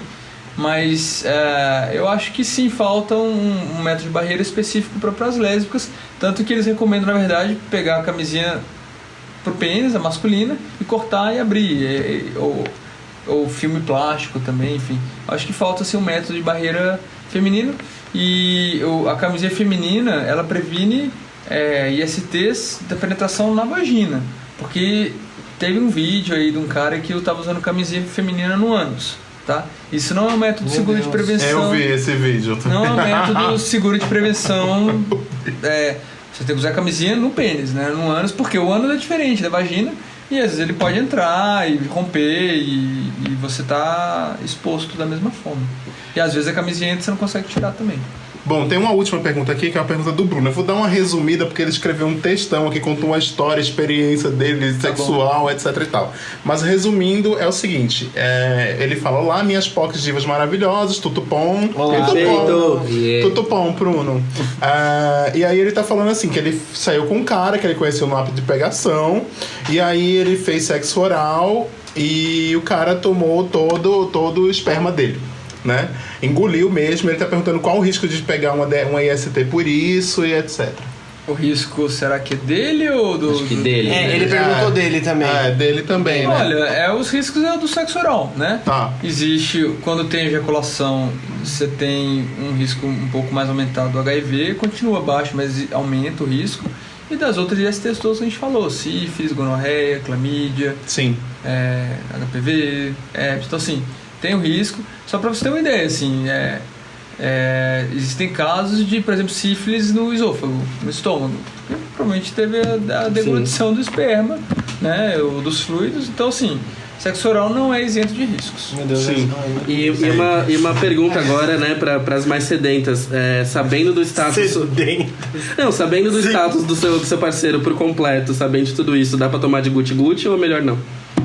Quando de guti-guti. Saudável no bilíngue, Não, então.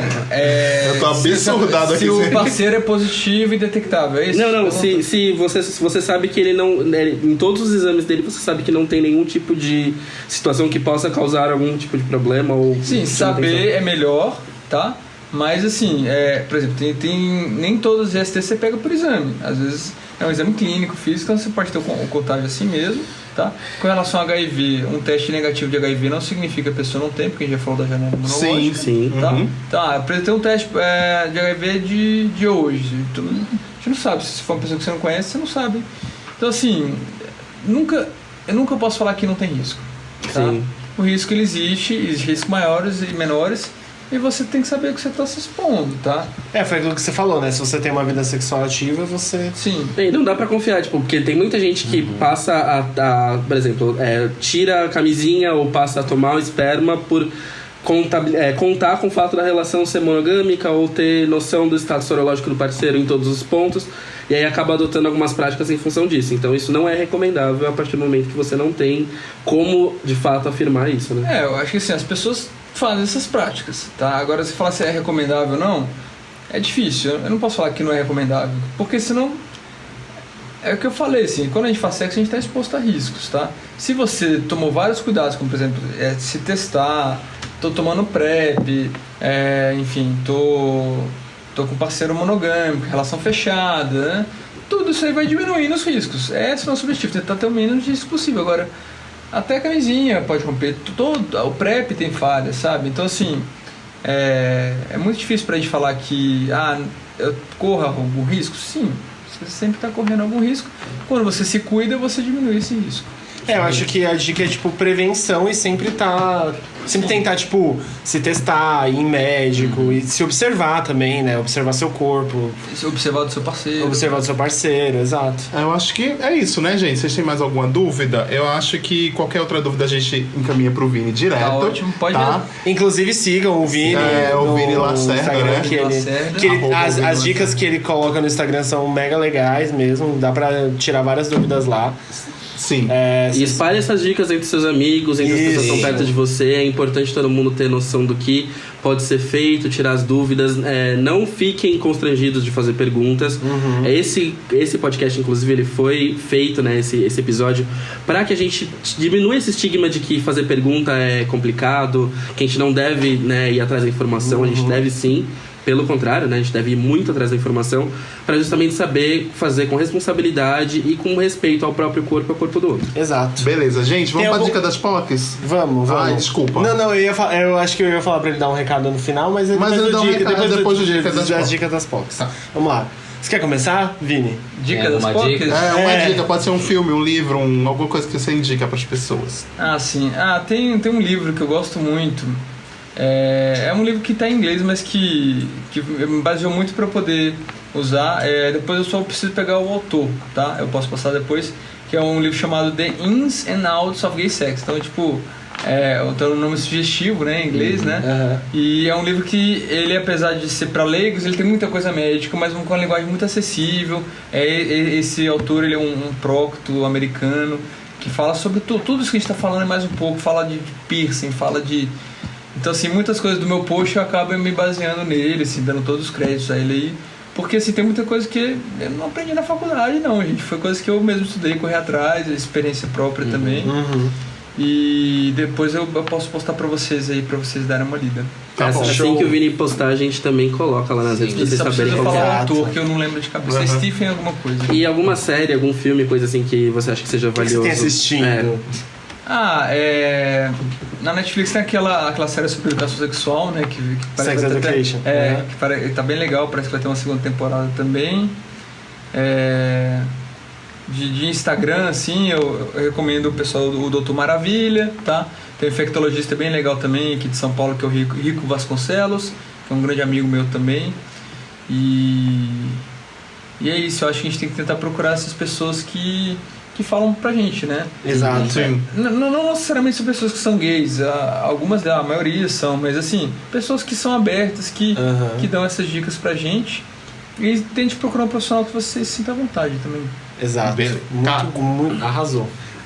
Minha dica das POC dessa semana vai ser aquela série One Day at a Time, que é uma série que fala sobre uma família cubana, se eu não me engano, e mostra toda a relação do imigrante cubano nos Estados Unidos, né? Então o formato é uma comédia, mas ela aborda justamente a vida do imigrante cubano e todos os pontos que acontecem. E tem a Alex, filha da personagem principal, né? Que leva a série, que tem todo um processo muito legal em relação à descoberta da sexualidade dela e como isso é abordado na série, até mesmo o início da vida sexual dela também, né? Isso é abordado na série desde a primeira temporada e acho que é uma jornada legal, principalmente para representatividade lésbica dentro do seriado e não, né, dos principais formatos que a gente não vê com tanta frequência, e ainda trazendo de uma forma muito empática e bacana, sabe? Mostrando como é a relação do preconceito, como é a relação da descoberta, como é a relação do relacionamento, como é a relação com os pais. Acho que isso é muito bacana pra gente ter uma noção geral. E de outra dica das POC é o CD da Ariana Grande, porque é ótimo. Vai, José. A minha dica, na verdade, é uma pessoa. Eu queria que vocês seguissem o Gabriel Estrela, que é um homem gay, que ele tem HIV e ele convive com HIV há 7 anos, eu acho, que ele detectou. E ele já foi capa da Galileu numa matéria super legal. Na época também. Na época também. E ele fala muito sobre a doença e sobre os estigmas e como é viver com o HIV. Inclusive, Gabriel, se você estiver ouvindo, vem participar do POC. A minha dica das POCs são duas, na verdade. Uma é Russian Doll, da Netflix, que eu assisti achando que ia Boneca russa, gente. Isso, boneca russa. Que achei que ia ser uma série... qualquer coisinha assim. Mas eu me surpreendi muito, me prendeu muito. O final dela é muito legal. Então assista, tá na Netflix. É com a mina que fez a Natasha. A Natasha, que fez a... Qual que é o nome dela em Orange is the New Black? Enfim, ela fez Orange is the New Black. A Nick. Ela fez a Nick em Orange is the New Black. Tá muito legal. E outra dica das POCs é que o filme da Jennifer Lopez. Eu não acredito que eu tô falando um filme da Jennifer Lopez. Pra quem não sabe, eu fui desligado da minha empresa. E aí, no dia que eu fui mandado embora, eu fui pro shopping, que tava triste. Aí eu fui comer um poke e assistir um filme pra esquecer meus problemas. E aí eu fui assistir o filme da Jennifer Lopez, né? Eu entrei no cinema e falei assim, putz, eu precisava de um filme que me desligasse do mundo. Aí eu vi assim, porra, um filme da Jennifer Lopez, comédia romântica com a Vanessa Hudgens, é tudo que eu preciso. Quando eu sentei o meu cu naquela cadeira do cinema, era um filme sobre carreira, era um filme sobre emprego, era um filme sobre dinheiro, o filme inteiro era sobre isso. Cada frase daquele filme era uma lembrança que eu tinha sido mandado embora. Mas no final eu gostei do filme. O clichêzinho, o final vá atrás dos seus sonhos. O que esperaram de Vanessa Hudgens ver J.Lo no mesmo filme? Exato. Mas eu achei... Chernobyl. Achei legalzinho, assim. Fiquei mal porque, né, queria assistir só qualquer clichê romântico hétero pra tentar esquecer dos meus problemas. Quando a gente termina com eles, tudo lembrou isso também, né? Todas as músicas. E aí aconteceu isso. Aí... Só faltou dizer o nome do filme. É verdade. Second Act, eu acho que é Uma Nova Chance. É o nome em português. É com a Jennifer Lopez. Procurei Jennifer Lopez filme. Se vocês quiserem ir lá pra Chernobyl, esse filme é bom, pelo visto. Bom, gente, minha dica das POCs são duas essa semana. Na verdade, depois do episódio da Briana, eu fiquei me lembrando como foi que eu comentei no episódio que até 2009 eu me achava muito transfóbico e tal, e não foi até 2009, foi até 2011 por aí. E eu me lembrei exatamente o motivo que eu comecei a ver a comunidade trans de uma forma diferente. Foi essa reportagem que eu vou indicar pra vocês, que é de 2011, mas é uma reportagem maravilhosa. Eu vou deixar o link na descrição, porque não vai ser fácil de achar ela, que é O Nascimento de Joyce, que é do Jornal do Comércio de Pernambuco, que conta a trajetória de uma pessoa trans, uma mulher trans em Pernambuco, que sai de Água Preta, uma cidade que inclusive foi varrida pela inundação meses depois que Joyce já tinha transicionado. E aí ela fez no SUS, aí conta toda a história dela, tem vídeos, é muito, muito maravilhosa essa reportagem, ganhou vários prêmios inclusive, então vou deixar para vocês lerem também e verem como ela é modificadora, quando o jornalismo bem feito é modificador, né? E a segunda coisa é que eu soube ontem isso, o Chico Felice lá que escreveu aquela matéria sobre o Fofão da Rua Augusta, sabe? Que virou hit nos tempos atrás. Ele vai lançar um livro sobre a reportagem, estendendo a história da reportagem. A reportagem é maravilhosa. Que o nome do livro vai ser Ricardo e Vânia. E vai contar a história da Vânia. Inclusive vai colocar que ele foi até Paris para encontrar com a Vânia, que é o grande amor da vida do Ricardo, né? Que é uma mulher trans também. E tem essa parte da história, tem a reportagem, tem essa parte da história. E o livro já foi comprado por uma produtora para virar filme também. Nossa, arrasou. Sendo que a produtora quer colocar o Paulo Gustavo como Ricardo. Nossa, Chernobyl! Mas enfim, mas essas duas dicas. E o livro ele vai ser lançado dia 21 de fevereiro. A gente lança agora essa semana, então na outra semana ele vai ser lançado aqui em São Paulo também. Então vamos todos lá prestigiar mais esse conteúdo LGBT, tá bom, gente? Todo mundo deu uma dica muito séria e eu falando aqui do filme da Jennifer. Bom, eu falei de Serena da Ariana também, que merece. Então tá. Eu acho que é isso. Vini, você quer dar algum recado final? Não, eu queria agradecer a oportunidade de vocês. Eu A adorei. gente agradece, foi ótimo. Foi ótimo. Super divertido, o tempo passou super rápido. Sim, nem A gente percebemos. conseguiu falar de muita coisa, tem muita coisa a ser falada ainda, mas Sim. eu consegui. A gente se compromete passar a você vir mensagem. aqui num outro episódio que É, as fazer pessoas uma parte façam dois. Claro, com certeza, eu adorei. Aham. E não vejo a hora de poder participar de novo. Ai, Obrigado, muito obrigado pela sua É isso aí, participação mesmo. gente. Viu? Um beijo, gente. Uhul! Beijo, Tchau. gente. Beijo, Tchau, tchau. gente. Mandem Até jobs. Aqueles... Mandem jobs, mandem e-mails, Beijo. mandem carinho. Ai, Beijo, por gente. favor. Beijo. Ei, tchau.